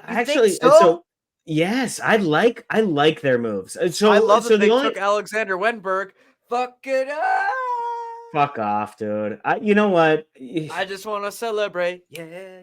I'm seriously. I got Drury on fucking speed dial. I'm about to call him up and see if he'll just take Alexiak. I'm just gonna see if Alexiak will just jump to fucking waivers for fun. He's that man. The Rangers fans are already tweeting like, "I'm not bringing my wife to the game anymore." Dude, Wenberg sucks. He's so like. Look, listen. All right, I talk a lot of shit about his game.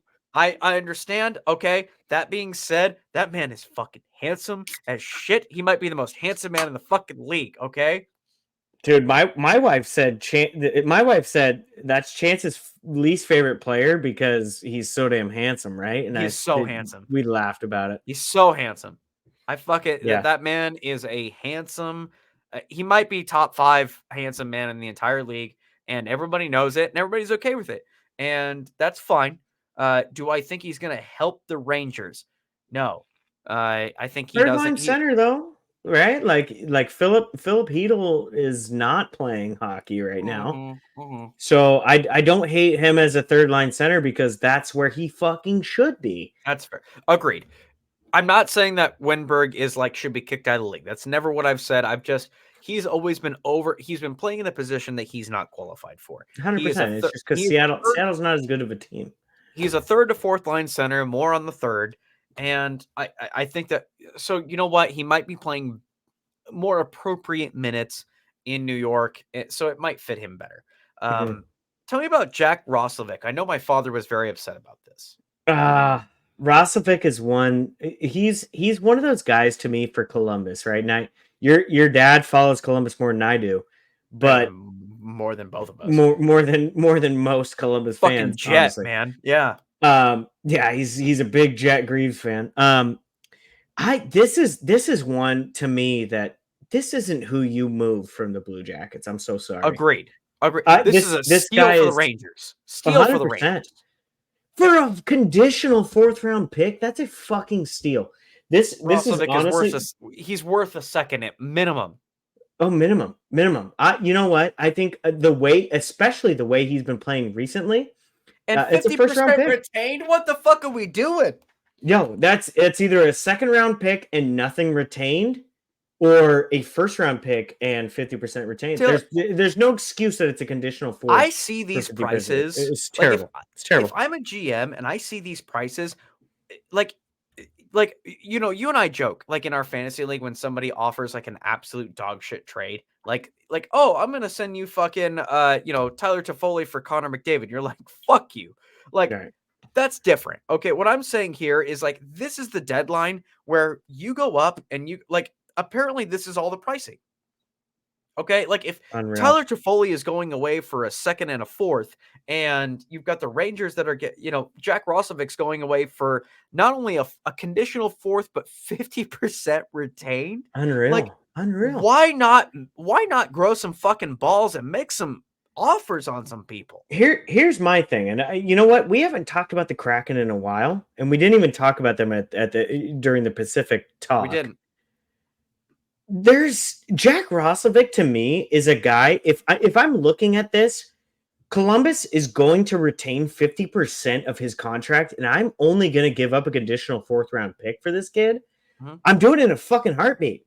Yep. Right? You can't tell me you can't tell me that Ron Francis is a good GM and wasn't anybody. I agree with that. I agree with that.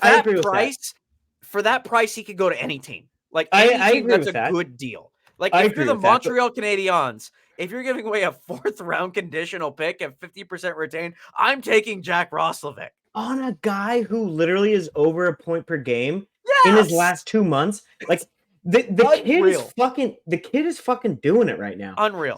So to hear Francis, and it's been a long time since we talked about the Kraken, which is crazy. It has been a lot. But to be Ron Francis and literally say there wasn't anybody that we were interested in, right? Like there wasn't anybody that we, felt that we could bring into this team and make our team better.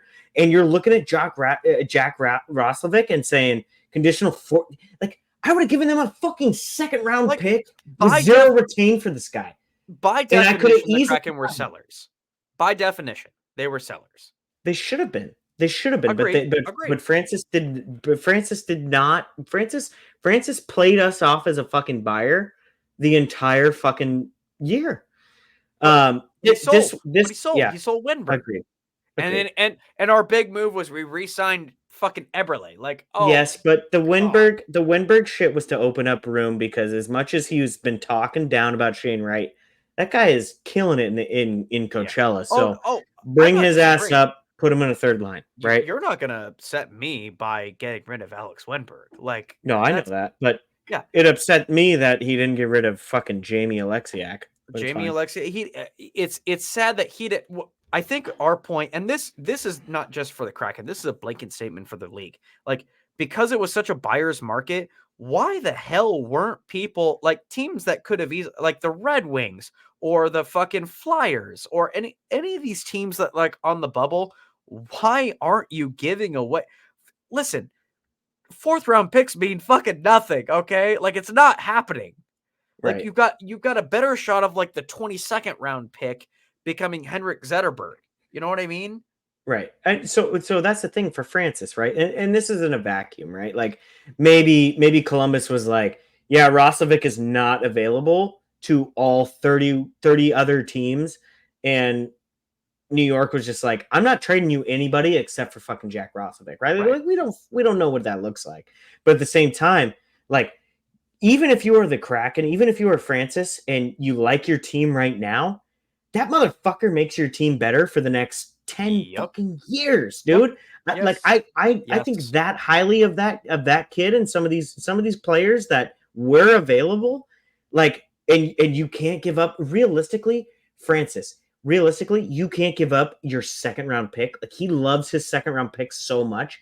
He can't give up his second round pick to beat the Rangers out to get like realistically a kid who is going to be one of your better offensive players. It's a loser mentality. It's a loser. And Vegas is setting the bar, right? Like let's it all comes back to that. Like everybody is now measuring the GM success based on how Vegas is doing it, because Vegas is like, they have this crazy concept where they want to win the Stanley Cup every year.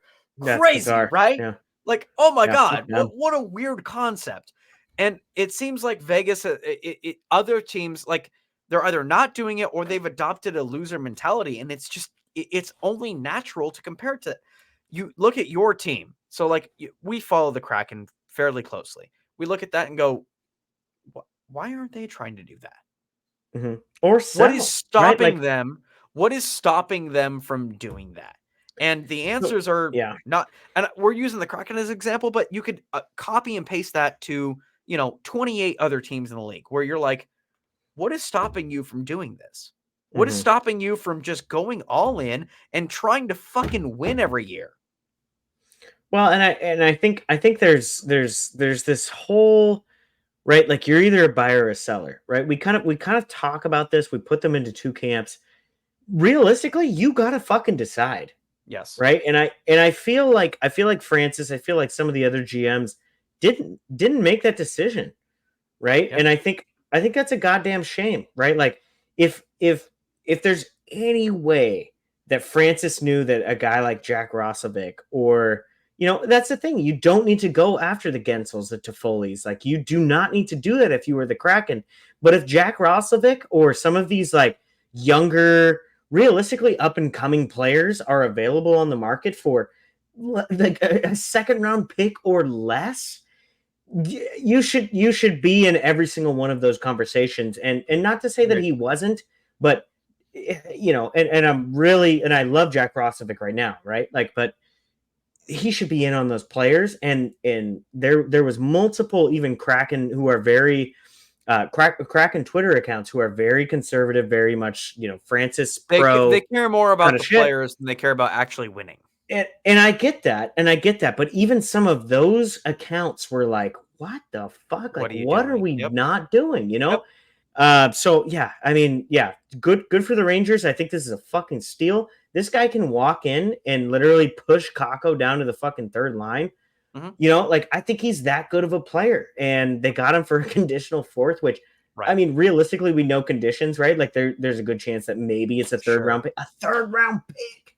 Come on, dude. Come on. Absolute steal. It's a fucking steal. And I don't care about Nick Patan, and I don't care about Rudel, whatever his Chad Ruedel. Yeah, it's so the Rangers made a lot of moves, but the main ones were Wenberg and Roslovic, and those were more to shore up the depth.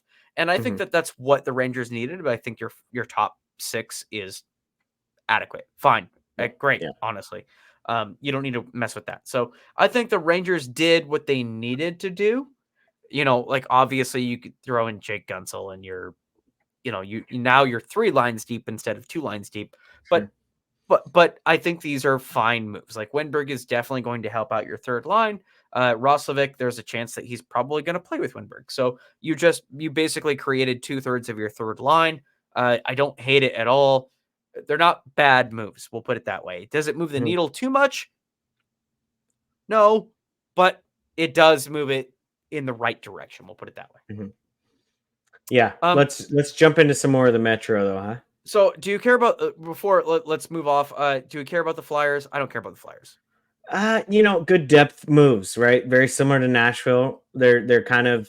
I like Denis Goryanov. I'm surprised that he's like died. I mean, at some point we got to just accept that he's not any good. That upsets me because he was so good that one year.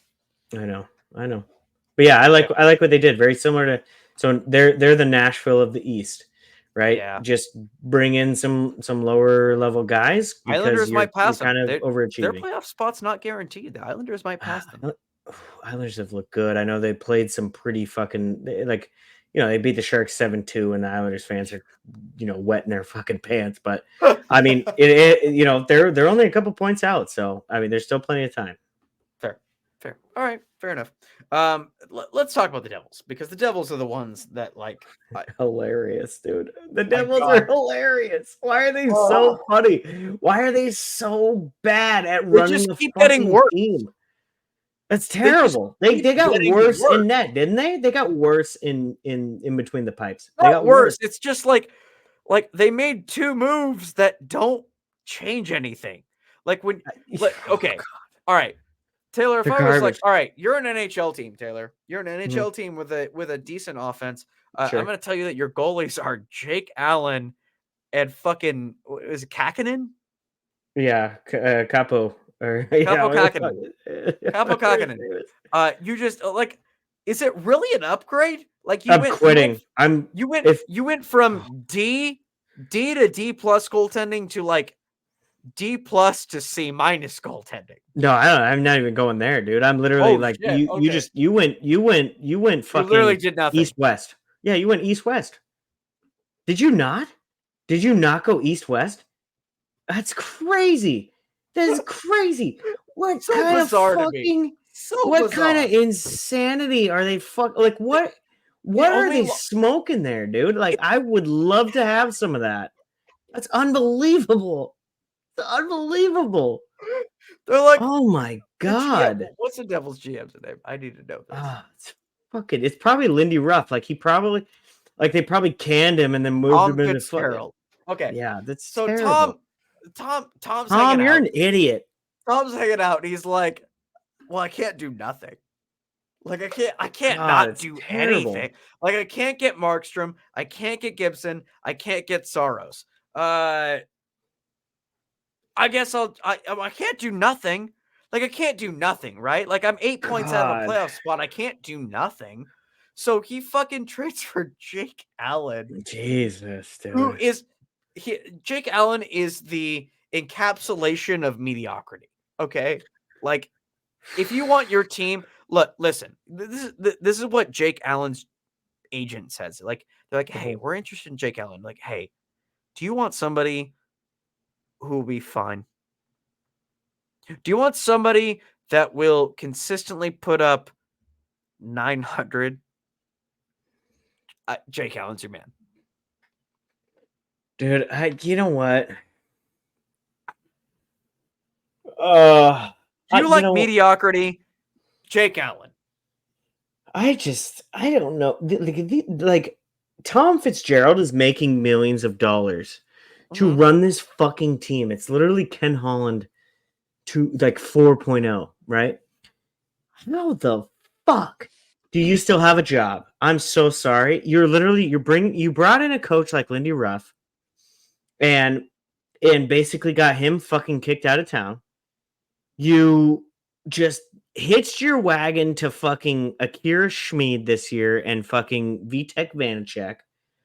And at the deadline, when you're 6 points out, 7 points out, you hitch your wagon to fucking trading your tendies for two guys who are literally doing the same fucking thing.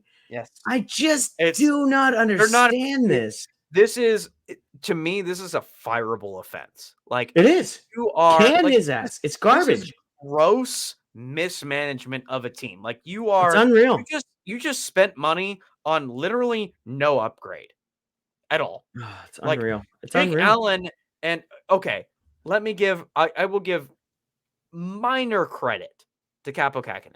Like Capo Kakinen did have a good season with Minnesota. Then he had a weak one. Then he got traded to San Jose, and on a absolute dog shit team, he has somehow been able to put up mediocre numbers. But from a defensive side of thing, it's the same as the fucking New Jersey Devils. Agreed. Like I love how San Jose has now traded for the New Jersey duo. It's Mackenzie Blackwood and Vitek Vanacek. I love that. That's so funny. So funny. Like they have a goalie coach there in San Jose that's like, yeah, I can fix those guys, dude. Like I could fix it. No, Blackwood and Vanacek, they see each other in the locker room, they go up for a high five and they immediately miss. Just miss. They miss and their save percentage somehow goes up. Like, good God, dude. What the fuck?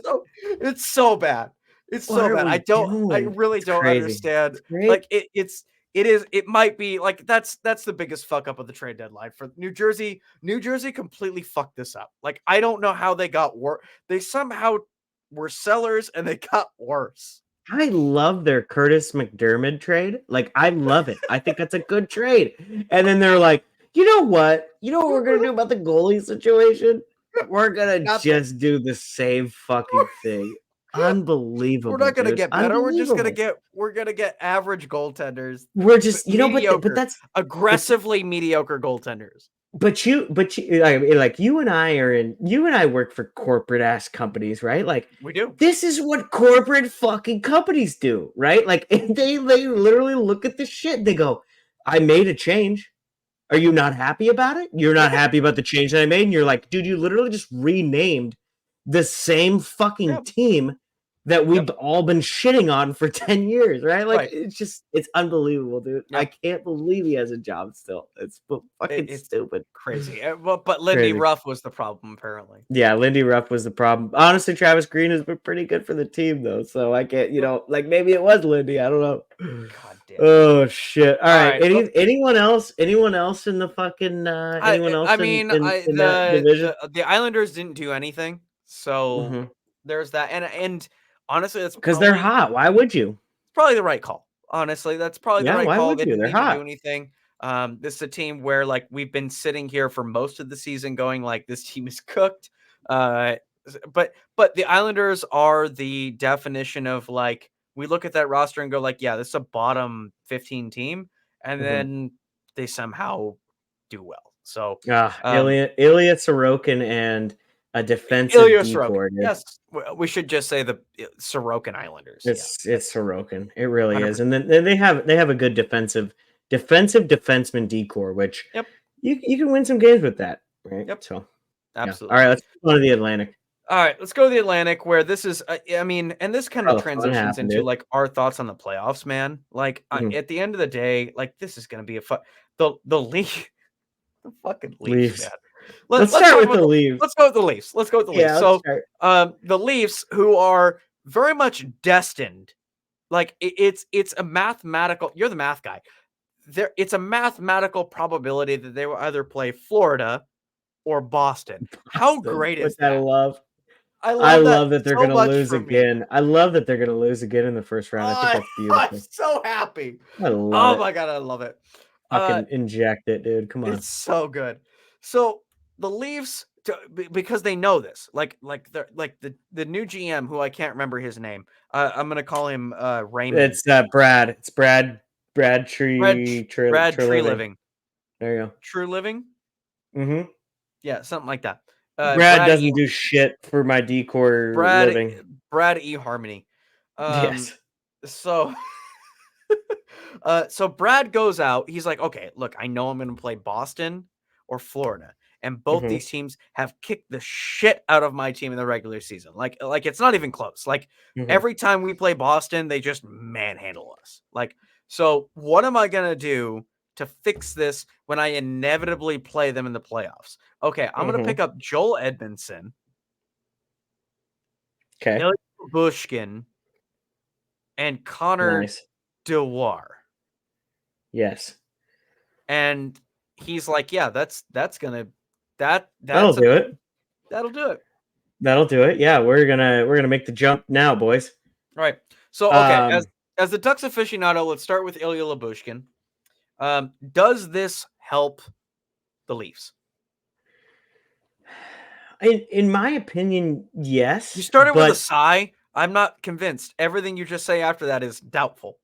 Well, so Ilya Lyubushkin is a very good right shot defenseman for the Ducks, right? This isn't a guy that you bring in for Toronto who's going to make a fucking playoff push. That's just not who he is. You're literally bringing you're literally looking at your fucking decor in Toronto and going, we got a lot of left-handed guys that can't move across the blue line and play the right shot. Like they can't play right-handed D. So let's bring in this guy and his fucking his interpreter in Kirill Slepets for a third-round pick. Like it's pointless. Forgot about Kirill Slepets. Yeah, Slepets is pointless, dude. It's literally like I follow the Ducks and he's not like. He's nobody. He just knows Russian, right? Like that's literally what he's there for. He's they're bringing him over for a translator. Yeah, they're literally putting him in the box, and they're like, "Dude, we're just gonna feed you fucking vodka, and you're just gonna you're gonna have an earbud in Lyubushkin's ear as he's playing fucking defense." Like that's literally all he is part of that trade. And realistically, Toronto didn't give up anything, right? I think what's funny about this trade is that the Hurricanes had to get involved. which is weird in general. But like the fact that the Hurricanes had to get involved for money shit They got for a 6th-round pick out of the deal. Like, wow. Ilya Babushkin is just hilarious to me. So no, to answer your question in a very long format, Chance, No. this doesn't move the needle at all. This is literally just another defenseman outside of Morgan Riley that they have on their roster. Like it's just another guy. Let's just broad spectrum. The Leafs didn't do fucking anything. Like, no, they didn't do anything. Joel Edmondson is a name that came from a Stanley. He's one of those guys that is benefiting from a team that won the Stanley Cup. But he doesn't actually add, and like he's not a needle mover. Like he's great to have. He's not going to hurt you. We'll put it that way. And you know what? To his credit, I don't hate him there. I prefer him over Babushkin. It's not bad. Like, he's not going to make anything worse. Sure. It's just he's not going to. He's not like, oh, we added Joel Edmondson. That's the missing piece. No, you're still going to fucking lose to Boston. You're still going to lose. That's what we're hearing. That's what we're hearing out of Toronto is that him and Lyubushkin are the missing piece, dude. God. That's unreal. So of their 3 moves that they made, Connor Dewar is actually like that's closer to what they technically need. He's a grinder. He's just a grinder. I don't know who that is.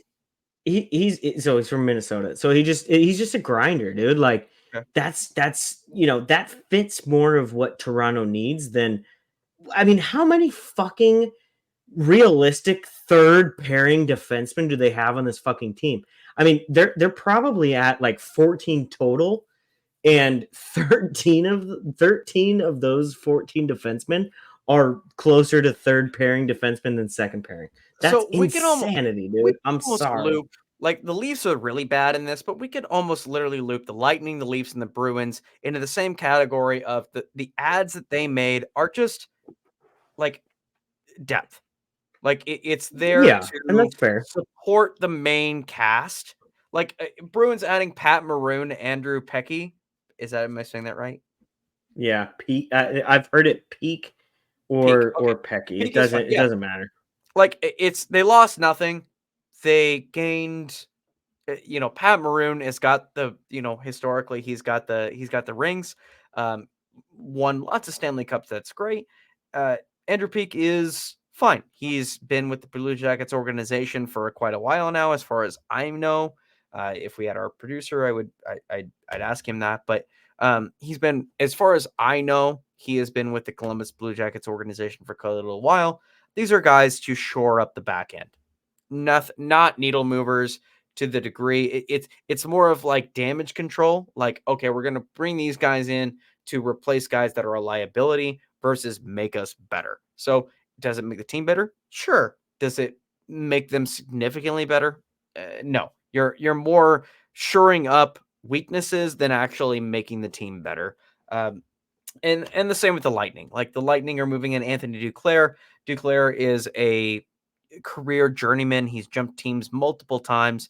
We've talked about it on the show before that he has like locker room issues, perhaps. He doesn't stay around for very long because nobody really likes the guy. Tortorella, that was more in Columbus. Like when he was with Columbus, people just didn't like Anthony Duclair. And it seems like that's kind of a common trend where he's a journeyman, not because of the Eric Haula reason, but more because like you only keep him for a year or two because nobody can fucking stand the guy. So it seems like that's it. That's just based on total observation. We don't know about that. I'm sure you could find 5 paid NHL guys that are like, oh, Anthony Duclair's a great guy. He's standing in my wedding. Whatever. In any case, the Bruins, that was depth trades, and the Lightning, that's Dumba and Duclair are not, they're there to fix deficiencies, not to move the needle forward. So like with Duclair and Dumba, you can move out a depth winger and a depth defenseman and put them in so you know that those positions are more solid instead of like relying on somebody who's a little more wishy-washy. Fine, shores things up. Not huge needle movers, not huge pushes. Let's go. The Panthers are the ones that made the big in this division. They're the ones who made the big pushes, right? Yeah, real quick because Bruins made 2 depth pieces. I don't mind what they did. I talked about those. Yeah, Yeah, I think the Lightning for me though, like Anthony Duclair is a very nice scoring option on a third line. Can be. Yeah, can be. So I don't necessarily. And so I think what it is with Duclair, I don't think he's a locker room cancer like say an Evander Kane. I think he's just a big personality, right? The So reason why he bounces around to so many teams, man. I agree. I completely agree with that. But I think if he was established on a team like Florida, like when he was with Florida, he was a bona fide 20-25 goal scorer. Yeah, fact, and that's I think he's just a big he's just a big personality in the locker room. So I think it'll actually fit with the Lightning because they have the Stamkos, they have the Kucherov, they have the Hedman, the Vasilevsky, right? So like he might be kind of a locker room big head, but those guys are going to kind of keep him at bay. Whereas is Matthew Tkachuk really going to be able to contain an Anthony Duclair? Probably not, right? Because Kachuk's going to just kind of join in on the fucking craziness. So I actually really like that. I like that move for the Lightning.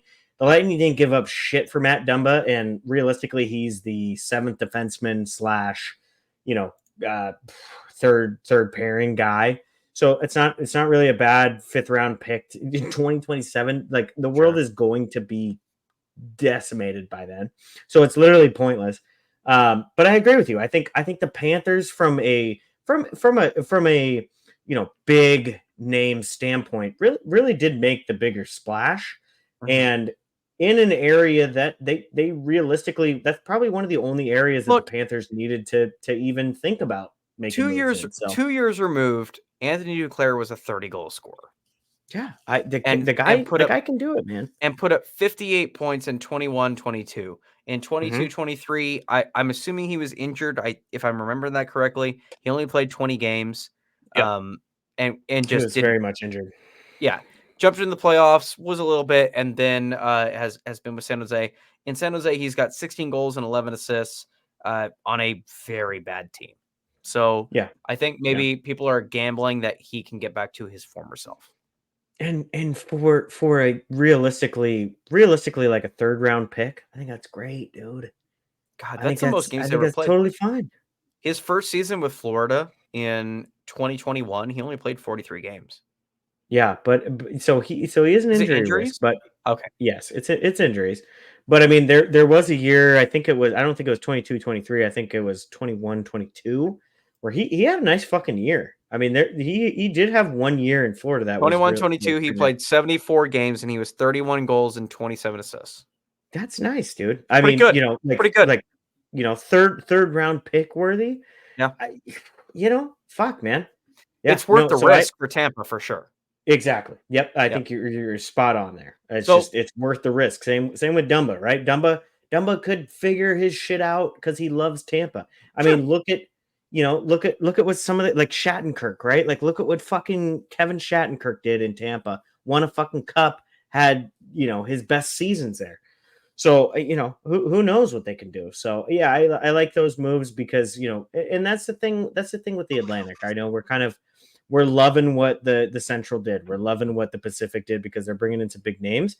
But Panthers are the ones that all these teams are trying to make up for deficiencies, whereas the Panthers are amazing and they only got better. Just adding. Yep. And I agree with you 100% there. Yep, I agree.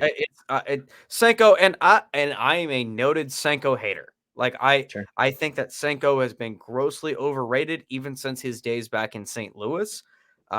He had some good seasons there, though. He had some good seasons in St. Louis. What I'm saying is like I think Senko, they put him in the realm of like Kucherov, where in reality he's more of a Max Pacioretty, where he's a consistent 30 goal scorer, now even a 20-25 goal scorer.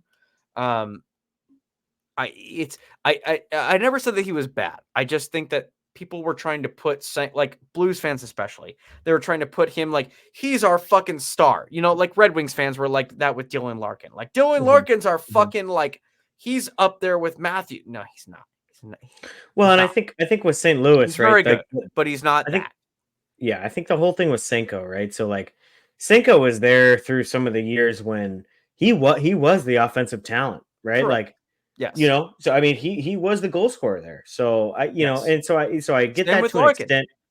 Yeah, 100%. So, you know, but yes, this is a you can here's the thing with the Panthers. The Panthers are so fucking good right now, dude. Like, and not a lot of people only are gonna help. talking about them. There's a chance that like I mean they won't, but you could put Senko on the third line on Yeah, Florida. that's exactly what I was going at, dude. Yeah, Yeah. I agree. Like it's and Kyle Akaposo is definitely going to the third, fourth line. And let me throw this fucking stat at you. They like over their last 20 games, it's just because I have Bobrovsky in both two of my leagues. Sure. Like he's not letting more than 3 goals in per game. Yep. Right. So if you can add at the deadline a guy that potentially can score 20 to 25 and Kyle Okposo, who realistically can give you some goals from the fourth line, they just got even better. Like this team was good last year. I think they underachieved during the regular season, and then in the playoffs we're like, dude, we're actually a playoff team. Yep. You know, and now they're honestly, it's weird because they're kind of flying under the radar with how good this team is, and they just added 2 guys that realistically top 9 scoring and, you know, bottom 6 scoring, and didn't give up fucking anything. It's insanity, dude. It's Nuts. insanity. It's a very good team. Very All good right. team. Let's end the show. We want to talk about winners and losers. Let's go winners, losers, and then just like no change. Okay. Like middle ground guys. Yeah. We'll call them mediocre. Okay. So let's rapid fire. Florida Panthers. I'm going to say trade deadline winners. Yeah, I mean, holistically, not winners. I don't think, you know, but I think, mean, like in a vacuum. Like, did they get better? Did they get worse? Or did they stay the same? I'm going to say the Florida Panthers got better. So 100%. winners. Yep, I like that. Okay. I'm on the same page now. Yeah. All right. Boston. I'm going to say stayed the same. Didn't get worse. Didn't get better. Not a huge needle mover. They didn't fuck up. I do like the Pat Maroon move. I know we didn't talk about it, but I do like the Pat Maroon move. Fine. Cups under his belt and a little bit of grit. Fine. I like that for Boston. All right. So your winner to middle. Yeah, very mediocre. Yeah. But. Okay. I'm going to say Toronto is a middle to loser. Loser in the sense that they didn't get worse. It's just it just goes to show to me like they're just not committed to going all in like Vegas. Like this is a team that has more money than any other team in the league, largest fan base, and they still just want like there's no excuse that the Toronto Maple Leafs aren't the Vegas Golden Knights. Do you know what I mean? Yeah. But I also don't think that we can compare teams to the Vegas Golden Knights because outside of Kekalainen when he was losing Bobrovsky and Panarin, right? We just don't see that. So, you know, I don't think we can compare them to Vegas, but I look at they need to do more. I agree. That's fair. Like I said, I look at Toronto. You know you're playing in the playoffs. It's one of 2 teams. You know you're going to play one of these 2 teams, and knowing that full well, they didn't really do anything to get ready for that. Yeah, I agree. I agree with that. All right. Detroit. I look at Detroit as middle. Like they're not a team that needs to buy because they're definitely not winning the cup this year. They're destined for a first round exit. Even if they do make the playoffs, they're not doing well right now. I think that it's for them to they shed Klim Kostin's contract. Boy, that's some alliteration right there. Yeah, say that again. Yeah. So that's good. Like Klim Kostin wasn't on the roster. He was not doing well. He wasn't a good fit. Fine. Send him off to San Jose. I'm sure Detroit fans are disappointed that they did not double down and try to push. But that being said, this isn't their year. They're not going to beat Florida. They're not going to beat Boston. It is a step forward for Detroit if they make the playoffs. And that's it. That shows growth. And I think Yzerman understands that. They had 2 big moves. Patty Kane and fucking Alex DeBrincat, dude. Yeah. So if they can sign Patty Kane, then fine. That's great. Yeah. So this is kind of what you and I were talking about a little bit like weeks ago before this shit started getting a little bit heated. Yep. I had that feeling that CVY was going to stand pat, and realistically, I do. I Probably think a if smart move. I agree, and I think if they were really hot going to the deadline, it might be a different story. But They I lost kind of agree 3 with in him. a row, 4 tonight with the shutout from the Coyotes. Yeah, so I kind of agree with him, right? There's said this. you and I kind They're of talked fake about good. it. There's some, and I don't know about that, but I think there's some players down in Grand Rapids that are very good and are going to help this team. So Yes, very much so. I just they're not quite ready. So I would have loved to see them. Berggren, Casper, Soderblom, Edvinson, just guys that are, I'm a little biased But toward the Red Wings. I know their exactly. depth system a little bit. Like, there are guys that could easily step up and make this team a little bit better on day one.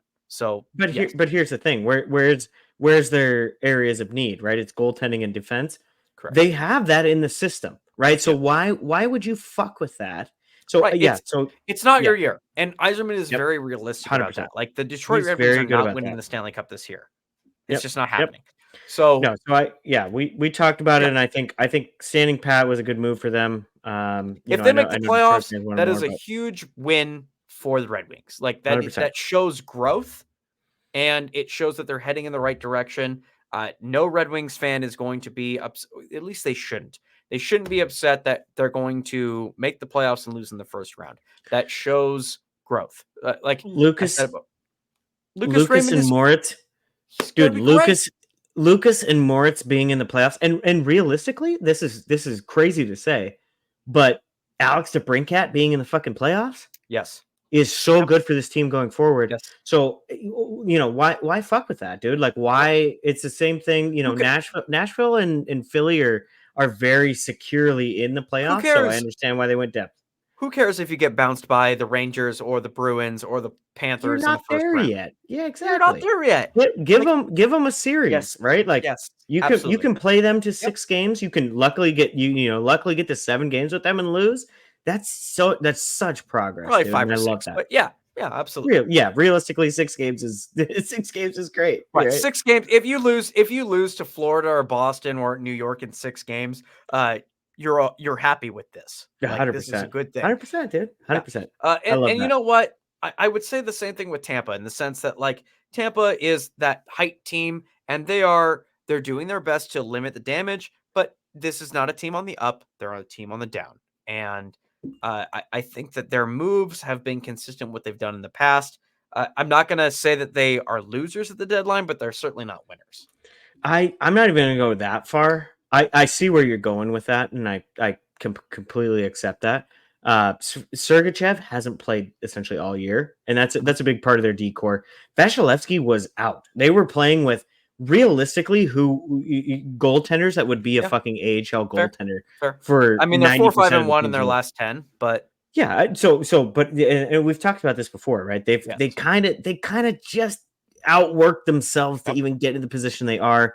Yep. So, but I agree with you. I think that's why they stood pretty pat, is because they're like, look, this is another year. It's probably not our year. Maybe next year, right? Like, and I love that. I think just being and if look, they're thinking maybe next year, they're a little delusional. I think they're on the decline. They're the Pittsburgh Penguins 3 years ago. Yeah, they're not quite that old. They're not quite. 3 years ago. Okay. Yeah. I don't think they're quite there. I think they have some like Brandon Hagel. Stamkos is getting old. Yeah. I mean, we'll Stammer's see. not what he was. We'll see. Who's Kucherov the is still a defense? fucking stud. Who's the defenseman? Hedman's not what he was. Hedman is surprisingly. Hedman is surprisingly young. He came into the league pretty young. Sure. So I still think they got some runway. How old's Vazzy? There's Vazzy's probably 32, but in goalie years, he's still got some time, dude. Like, he's good. Andrei Vasilevsky is, oh my god, Andrei Vasilevsky's only 29 years old. Dude, okay, see, that's what I'm saying. They got some time. I thought he was like 36. No, they got some time. And it's the same thing with Hedman. Look up Hedman. I think those guys have just been doing it at a high level So Hedman, the first 2 years, people How is were he like, only 29 years old? That blows me the fuck away. dude, it's the same thing with He's got Hedman, another dude. 10 years in the league. That's what I'm saying, dude. That's what I'm Unreal. saying. Those top Okay. goalies can go right. till almost 40. So, all right, you've convinced me. I still think that they're not winners or losers. They just stood pat. They didn't really do anything. I agree with you. Let's move on. Buffalo, I think, are winners. Bo 100%. Byram, Sell it up. I am not in the I'm in the minority camp. Like, I think the Casey Middlestat for Bo Byram 1-for-1 trade was a huge win for Buffalo. Their top 4 in Buffalo on the back end are so fucking sick. I think that was a years. huge fucking win. Stupid. I think Casey Middlestat's this is gonna make you sound old, us sound old. Casey Middlestat has been in the league for 7 years. That's unreal because he's like and he 25. has right. We sit here and we're like, Casey Middlestat's a kid, and he is technically a kid, but insanity. like I just like and yes, like it's very possible that maybe he's just like been beaten down by Buffalo.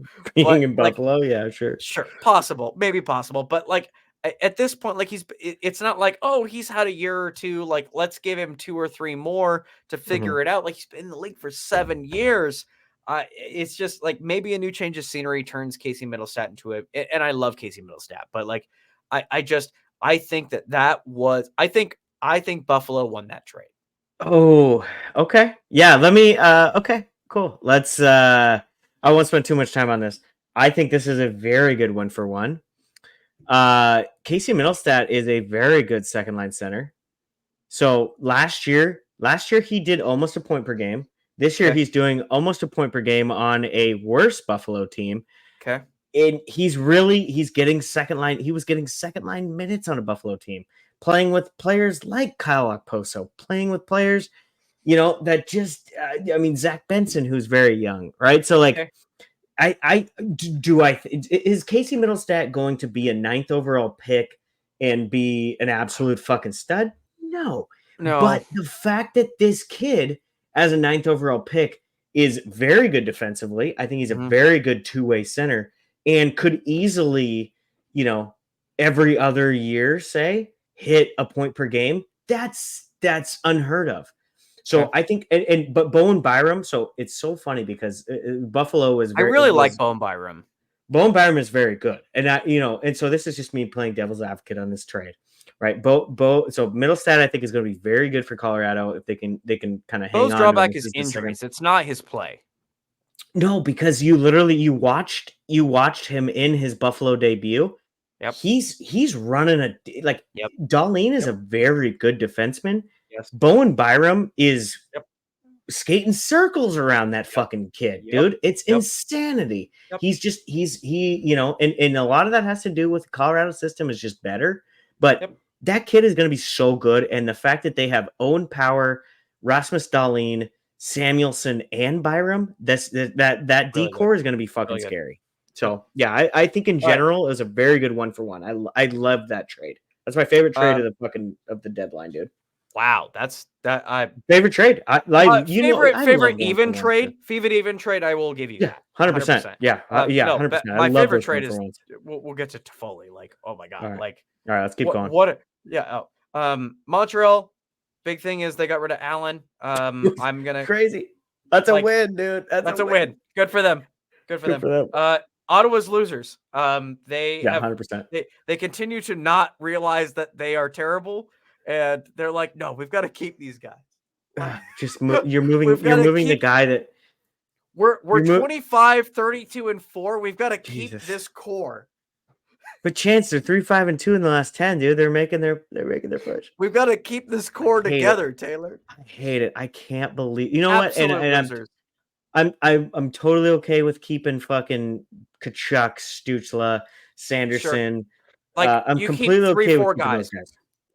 Completely okay with that. Norris needs to be traded.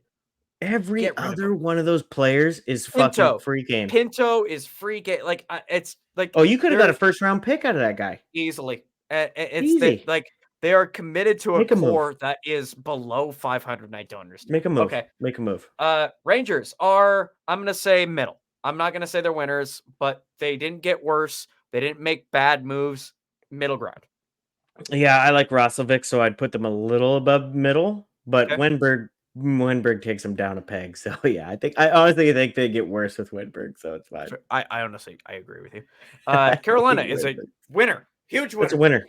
It's a huge winner. winner. That Gensel's is a a huge knockout of get the now. park. Yep. And Flyers. Kuznetsov's underrated. Yeah, Kuznetsov Yeah. underrated. Flyers didn't do anything to fuck up their roster. They're middle. You know what? They're winners. They're winners because they didn't do anything that makes them terrible. They're winners because they shouldn't even be in that fucking position, and they Agreed. are. Yep. And they had the balls to go get some depth pieces. I love it. Yep. Winners. Islanders are winners because they didn't do anything bad. Don't do anything. Don't do anything negative. I love it. Some teams, it's the right move to not do fuck all. Yeah, 100%. That's a team. The Islanders, that was what they needed to do, and they didn't do anything. That's great. They won. Mhm. Capitals are winners because they did sell Mhm. as they're supposed to be. Kind of. Should they have sold to the level they should have? Like, why is Max Pacioretty still on this team? Mhm. You know, Tickets, like ticket sales. Yeah, like this is a team that kind of sold versus should have like wholesaled, Mhm. and they did. So, Mhm. but you know, but this is a team that's steeped in nostalgia. Like you can't trade Alex Ovechkin. You can't trade trade him. Carlson, John Carlson. I would have argued they Wow, should have settle traded him. down there, eh, bub? Should have traded him. Should have traded him. But I understand. But they locked up Sandin, right? They got Sandin to a contract. So even crowd. I like that. Even's fine. Yep. Mhm. Devils might be the biggest losers. Toffoli is such a bad trade, dude. That they lose on that trade alone. Between that is the worst, most lopsided trade in my opinion in the draft in the whole deadline, and then trading out your mediocre goalies for more mediocre goalies is just Unreal. mind blowing. It just doesn't make it's firing your coach. It's losers. Probably the biggest losers of the deadline in my opinion. Biggest fucking they lost a lot of weight. Unreal. Pittsburgh. They're selling, right? So Dubas basically said this team is struggling now when they need to be doing well, and let's just move on. Maybe it's just like it's like a gal that's like, hey, can I stick a finger up your ass? And you're like, hey, just like the tip of the pinky. Mm-hmm. So like Pittsburgh is that. Like what I'm saying is like they know they need to sell. This team can't win. Okay. They had more that they needed to move.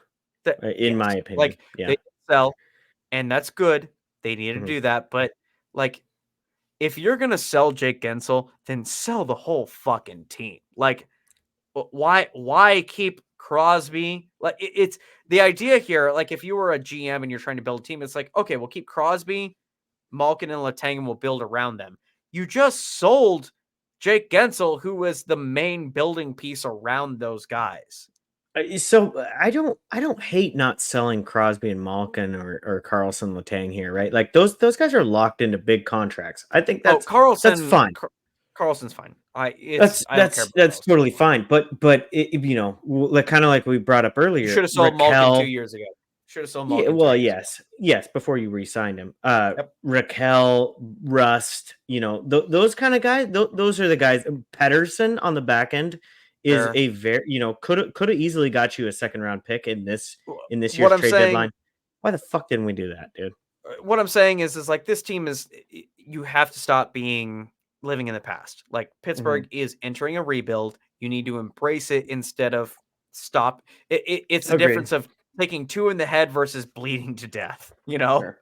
Like okay, if you want to pretend to be okay for the next 2-3 years, fine. We'll milk every bit of ounce of Crosby we've got left. But Malkin's washed up and Letang is held together by duct tape. So fine. Columbus. The only reason I'm not saying they're winners is because they could have sold more. Like, why do you still have Elvis Merzlikins? Why did you But- move Jack Rossovic? I think they're losers. That's losers. Oh, okay. that's a loser. That's a loser. Explain. That's losers to me. Explain.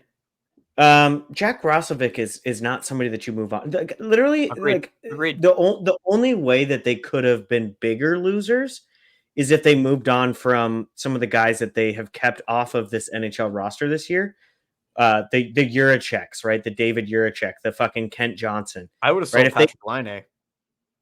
And that's fine though, right? Like that's okay. Jack Rossovic is showing right now, the last 2 months, 3 months, that he might be a future of your team. Yeah. Right. And you basically just said, fuck it, we'll for a fourth Terrible. round pick. That's unreal. Terrible. And to not move Merzlikins, who in the last like 5 or 6 games hasn't let Publicly in. has said he's asked for a trade. Well, and he's out, but like in the last 5 or 6 games has not let in more than 3 goals. Yeah. Right. Like that's a good goal On a Columbus team, that's not bad. Yeah. It's insanity. I think Columbus is losers to me. Okay. I'd put him as middle, but every point that you just made is very fair. Yeah. All right. Jump to the West real quick. Dallas Stars. I know that like if we're gonna count like deadline going all the way back to the moves they made to Tanev and whatnot, I'll say they're winners. Like they didn't do anything stupid. They did improve their team. I'm not gonna say they're huge winners, but they're winners. Jets are huge fucking winners. Oh my god. Yeah, I love the. Oh my god. Bringing Toffoli in, man. It's funny. Biggest deal of the fucking. But I mean, and if we're gonna throw Monahan in there, like the fact that you got Toffoli for less than Monahan, like it evens it out to me. Like that is unreal. Like huge winners. Huge winners. Yeah, love what they did. This is where you and I are going to disagree. Colorado's losers. Ooh, why? They got rid of Johansson's contract. I know. I understand that you love Byram, but That they you- literally That helps you fix your cap situation. That doesn't help you win the Stanley Cup. See, I think, yeah, okay. So you're right. That's where we'll differ because I think Casey Middlestat is ready for big time, dude. Doesn't I think move he's the ready needle for big much for time. me. I don't think it. I think what you lost on defense is not going like it. Just but that's it evens. yes, it. but You're not. sure. You're gonna face I Vegas don't in the disagree with that. playoffs. I You're don't gonna disagree face with that. Vegas in the playoffs. You know that you're gonna face Vegas in the playoffs. The moves you made do not help you beat them. Ooh, so I think if you're going 6 versus 6 between Colorado and Vegas, I think it's very even. And even losing Bo and Byram, right? Because they were playing Byram on the third pairing, right? And your third pairing essentially is just a shutdown guys, right? So sure. And I think Samuel Girard playing What on. I'm saying is they made a lot of moves and they didn't get much better. Ooh, see, Casey Middlestat is much better than Johansson. I think. I think they We'll just see. kind of shifted. They We'll see. shifted based on what their strength was, right? So their strength was they had essentially 7 defensemen that could play NHL minutes, Yes. and they moved to 6 NHL or six defensemen that could play NHL minutes with better center depth. Yes, with better center depth, right? Yeah. So and get realistically, like and Parise was actually a surprisingly under the radar bring that just kind of solidifies a little bit of that third, bottom 6 guy. Yeah, I think I don't disagree with you because I think Vegas is still better based on the goaltending. Right. So, but I think a lot of other places, I think they match up very, very similarly. I think you could go forward in defenseman. I'm not and saying that Casey Middlestat makes the team worse or anything. They do make the team better. It's just I don't think with the amount of moves they made, it's like fake like and it's unfortunate. Maybe it's like a guilty of comparison where I'm comparing them to Vegas. Like Vegas's moves, Vegas is exponentially better after the deadline, whereas Colorado is like we're taking a risk on Casey Middlestat. Like at the end of the day, we're Vegas sitting here cheated. going like because Vegas cheated. You can't do that. Every team can't do that. You can't literally go to Mikko Rantanen and be like, you got to miss the rest of the regular season because we're gonna put you on LTIR because you cracked a nail, right? Like it's that's what Vegas and is if doing. it wasn't a torn spleen, it was going to be something else. Now they can, but we don't need to get into that anyway. Colorado, I'm going to say losers because they made a lot of moves and they did not get, in my eyes, significantly better to compete in the division that they're going to be against. Like they are eventually going to play either Vegas or Edmonton. I don't know if they're ready for that. Yeah, that's fair. I mean, we can differ on that. I disagree. I think they got much more balanced. Okay, that's and I don't disagree with you. I think you're right. I'm saying that like it doesn't move the needle enough to make a difference. Right, but if you're comparing every single team to what Vegas did, every single team is technically going to lose, right? I'm not comparing every team. I'm comparing the teams that they're going to have. Like, the Colorado Avalanche know that they will eventually meet Vegas in the playoffs. Right, but like Nathan McKinnon and Mikko Rantanen are better than any offensive player on Vegas, right? So like, sure, but here's the thing, right? Like 31 Vegas is other much teams, deeper. Sure, Vegas is much deeper. 100%, but that's what Colorado tried to address, right? Yes, that's exactly what they tried to address. So Fair. I think in that regard, right, they won because they're trying to address what is going to potentially help them. Fair enough. We can't agree on everything. That's so good. It's good. Preds, good for them. Love good it. For them. God, they're a surprise, dude. I love winners. Good for them. Yep. Good for them. I mean, they didn't make too much of a move, but good for them. I'm happy. 9-0-1 in their last 10. That is very impressive from a team who I don't know where it's coming from, dude. I don't know how the fuck they're winning games other than the fact that their GM is Barry Trotz and their coach is Andrew Burnett, who I love. Barry Trotz is very good at what he does. And Andrew Burnett is a guy that every 31 other teams probably should have been, been fucking looking at. I think he's that good of a fucking coach. So I agree. Yeah, good for the Preds, man. It's awesome. Good for them. Blues are losers. Like they should have sold. Like I don't understand. Why is Buchnevich still on this team? Why is Ryan O'Reilly still on this fucking or not Ryan O'Reilly? The other guy. Oh. You don't know. Why can't I think of it? It's not Ryan O'Reilly. I don't know who else they were trying to move. Okay, anyway, Buchnevich, this is I'm okay with it. I love Buchnevich, and so I love that they kept him. But you're right. I mean, this far out of the playoffs, you got to try to get some first round picks to surround Jake Neighbors and Thomas and those guys. So yeah, I would have liked to see, as much as I love Buchnevich, you got to make that move, man. I agree. Minnesota losers. Yeah, they gave up. Didn't. This should be a full on yard sale, and they just will not do it. Yeah, they are committed to being aggressively mediocre. Marc-Andre Fleury deserves to be on a fucking team that is. He's at least going to be a backup for a chance for a fucking cup, dude. Unreal. Why? Unreal. I mean, the goalie market was kind of a joke, right? We didn't see Markstrom go. We didn't see Gibby. Even we talked a shitload about Gibby. You could trade Fleury for a fucking second round pick. 100%. They should have instantly. It's just I think Minnesota and their fans kind of have this. They kind of have this idea that they're still gonna they're gonna make up 9 points on the Nashville Predators. It's unbelievable to me. So it's just the vibe that I get from those guys. Yotes are winners. I think that they made some good. I mean, they're sellers and they sold enough, and they made some good returns. Middling, yeah. I mean, Zucker doesn't move the needle, but Dumba, you get rid of Dumba, it's fine, right? You brought him in for nothing, get something out of him. Sure. And the Coyotes are going to be in Utah anyway soon. So yeah, I think they're going to move him to fucking South America at some point. Sure, right. They're not going to be a guy. The Hawks. Right. Nothing. Honestly, they probably should have sold more. I'll put them middling. I know they did sell, but there's a lot of guys like Peter Mrazek is at the height of his. You could have convinced a dumb GM to take Peter Mrazek right now. Tyler Johnson, dude. Like Tyler Johnson. There was some players on these teams that you could have been like. Yes, you don't want to get rid of Kurashev. You're not going to get rid of Reichel or Bedard, obviously. Or but shit. Like, look, I understand we're not comparing people to Vegas, but like Vegas was able to grab Timo Meyer from the San Jose Sharks Hurdle. on a horrible contract. You're gonna tell me that nobody couldn't make an offer for fucking Seth Jones? Yeah.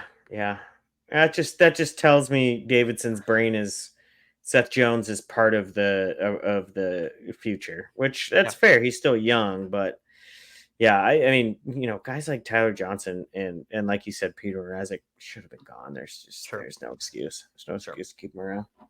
All right, Vancouver. I will say we already talked about them, dude. Yeah. I'll say middling.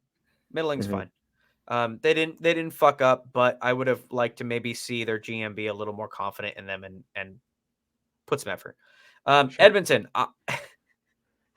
I'm gonna say losers because I know Ken Holland and he just did what Ken Holland does. He grabbed a bunch of fucking middling guys on middling contracts to think they're gonna fix the team, and I just they're losers because all the guys they added, I just don't think they make them any better.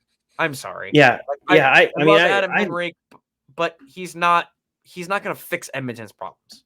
I love Henrique and I love fucking Sam Carrick, but yeah, that's. I mean, look, you even talk about it, right? What Edmonton needs is some depth, and they didn't touch the defense. They didn't bring in a backup goalie. Fucked up real bad. They're losers. Same with LA. LA is huge losers. Like to me, they fucked up bad. Like it's either embrace one way or the other, and they just stood pat in the sense of like, look, you're 6-3-1 in your last 10. I know you had a little streak, but you're starting to rebound a little bit. Get some fucking goaltending or something, like, or I don't know. Which they tried, right? I mean, there was rumors that they tried. So, but what I think about LA, nothing is not what they should have done. So, but I think with LA. I think with LA, right? Like they're ahead of some of these teams that kind of were in the same rebuild cycle, right? So I mean, you and I talk about Red Wings and Ducks a lot, and I think they're closer to the Red Wings, obviously. Agreed. But I think they're still kind of in that rebuild cycle. So doing nothing, I don't love that, but at the same time, right? Like. Yeah, but I mean, you don't bring in PLD, you don't bring in Kevin Fiala, you don't bring in. I think of the Kings better than the Red Wings, though. Yeah. I mean, I think they escalated their rebuild because they got pretty lucky with some shit. Yeah. So, but yeah, so I think I agree. I think they're kind of losers because they didn't do shit, man. Yep. It's boring. Golden Knights are huge winners. Well, it's huge winners. I mean, like winners of the fucking. Last it's unreal. It's almost criminal the shit they got away with. There's no player that wouldn't go to Vegas right now. No fucking chance. It's unreal. Everybody's waving. Everybody's waving their no trade. And this is a team that's 2-7-1 in their last 10. Like they're not doing well right now. Keep that up, dude. Keep fucking sucking. 7-2-1 Seattle Kraken. Go ahead and keep fucking 2-7-1, man. Just keep fucking losing. That's right. Flames are winners because they're sellers and they did exactly what they needed to do. I think the returns that they got were okay. Fine. Okay. Yeah. Not they didn't like win a lot of trade. Like the Hanifin trade, I think it was acceptable. Underwhelming. I know they didn't have a ton of leverage with Hanifin, but you got to do better than that, dude. Yep. And still keeping Markstrom is weird to me. When you have not even Markstrom, dude. Like Vladar should have even been moved, right? There's backup tendies, teams that need backup tendies that they didn't even fucking move him. So it's very bizarre. I personally, I would go Wolf and Vladar and just try to get a first round pick out of Markstrom, and they didn't even care. They didn't even fucking care. It's just and maybe they were trying and just didn't hear the offer that they wanted, but or it's a Minnesota situation. Or it's a Minnesota situation where they're just like, oh, we might Rebound next year. Yeah, I whatever. know. I mean, I know. yeah, which is fine because I wouldn't hate a Calgary Flames goalie tandem of Markstrom. He falters a little bit, and Dustin Wolf figures it out. It's not a bad way to Sure. kind of ease him into the league, but Right. yeah, you got to. I Right. think that it's the same thing with the Ducks. You got to move that. You might move that contract in. How did the Kraken do tonight, by the way? They lost 3 rip. Okay. Yeah, Kraken. I'll call them light winners. Like they were sellers. They didn't sell the farm. I'm not necessarily in love with the Eberle re-signing, but it's 2 years, so it's not that big a deal. They sold Wenberg, which I am ecstatic over the moon about. They need to get rid of him for a while, and there's a lot of center depth that's behind him. He was clogging up a spot, doing fuck all. I'm great. I'm sorry we didn't get so if anything I could critique, they probably should have been more sellers, to be completely honest. And not because like we're entering a rebuild, it's because there's so much talent behind them. Like in the AHL, like there are guys that should probably be pulled up to get experience and do like probably be better than them. So I'll call them winners. Yeah, it's just. I mean, with as many unrestricted free agents as they're going to have next year, I understand the Eberle signing a little bit, but It's only 2 at the years. same It's time, only 2 years. it's only 2 years, so that's totally fine. I just there's. I mean, there's guys in juniors right now that I think can make the jump next year Yeah. and provide Seattle Agreed. with more of a punch up front Yeah. than they've had, and so pulling a first round pick where. Honestly, in Francis's defense, as much as I love Eberle, dude, like I'm only moving him from a business aspect, right? Like I Your like wife him has as a jersey of him. my wife has a fucking jersey of him. I think he's a great leader. I think he's one of those guys that you kind of keep around just as a locker room dude. There's and realistically, I think the reason Francis did not move Eberle is because of there wasn't a there. I mean, Gensel was the best return on a top 6 winger, right? And it really wasn't even that impressive, right? So why would you move a guy that can, realistically, you're losing a good amount of guys to unrestricted free agency next year, and you can have some of these young guys move up anyways. Why not keep a guy like Eberle around who was a high draft pick and has been pretty good for them, especially this year? Right. So I don't hate it. I just, and I'm sure that's why he held on to him. Right. The market was just not good for top 6 wingers. It really was bad. Right. It was good for top 6 centermen. It was decent for defensemen, terrible for tendies, and terrible for fucking top 6 wingers. So I don't hate it. It's fine. All right. Fair enough. Yeah. All right. Last couple teams, we got the Ducks and the Sharks. I'm gonna put the Ducks at a fuck. Let me go Probably first. win. And you can. Probably win. Okay. Yeah. So I really like. I love Henrique. I love Sam Carrick, but them getting a first round pick out of those guys is impressive. Those guys aren't worth a first round pick, in my opinion. Love those two, but they're not worth a first round pick. The other name that was kind of on the block, Ilya Lyubushkin, is I can get rid of that guy in a heartbeat because it makes room for Zellweger and Lacombe to kind of step into bigger roles. So I'm totally okay with the Lyubushkin move. Frankie Vetrano was another one that we saw kind of on the block, and I actually love them hanging on to him. He has an extra year, so they can move him next year if they need to. But he's kind of that age where like the Ducks have a ton of young guys, and this guy's going to put up a 30+ goal season, right? Sure. Yeah. I don't mind them. I don't mind them hanging on to him, getting another year out of him. I think the Ducks getting a first round pick is great.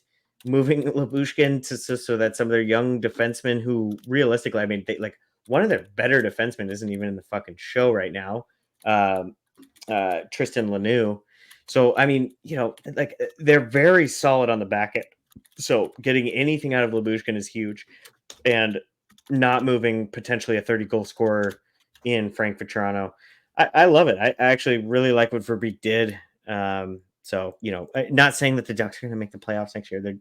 They're just not. They're too young, but they're going to show improvement next year. And Frankie B scoring 30 goals is definitely going to help guys like Zegras and Leo Carlson, who's kind of more of a pass first guy, right? Yep. It's going to help those guys out. So, Yep. yeah, I love what the Ducks did. So in my opinion, they're winners. They need to move Gibby, especially with the way that Lucas I was Dostal going has to been say, playing. like, they're not as winners as they could have been, but they're still They should have winners. been. Yeah, they should have been able to move fucking Gibby because Lucas Dostal is clearly ready for NHL, and they got a guy down in the AHL, Sushinek, who is very good. Could honestly compete with Dostal next year, who was just not signed. So if they had moved Gibby, they would have easily signed Sushinek and felt really good about their goaltending tandem going forward. But yeah. Oh, real quick, I'm going to switch Vancouver to losers because they didn't bring on Phil Kessel. That is a fucking loser point, dude. You got to get the burger hot dog boy. He's got the proven track record. I don't understand. And then San Jose's losers. Like they got fleeced, and I don't. Hurdles I mean, fleece, dude.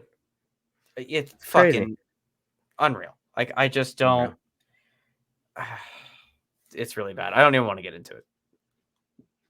They're bad. San Jose's bad. They made bad trades. They suck. Yeah. All right. Past the hockey shit, there was a shooting in Aaron's neighborhood. That's why he had to leave, folks. So just keep him in your thoughts.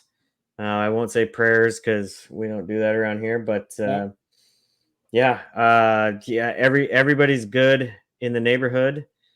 But yeah, that's what you get for not having an HOA. That's what I gotta say.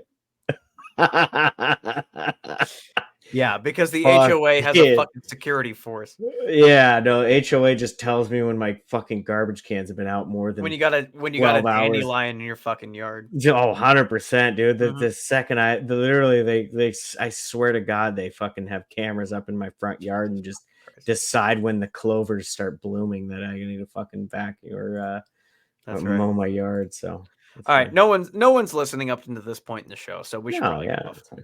All right. No. All right, everybody. We appreciate you. If you listen to all of this, obviously not in one sitting, but if you listen to all of this, we absolutely appreciate you. Fuck. You know what? Code word Taylor. Code word Taylor's beers. No. Code word Psyduck. Code word Psyduck.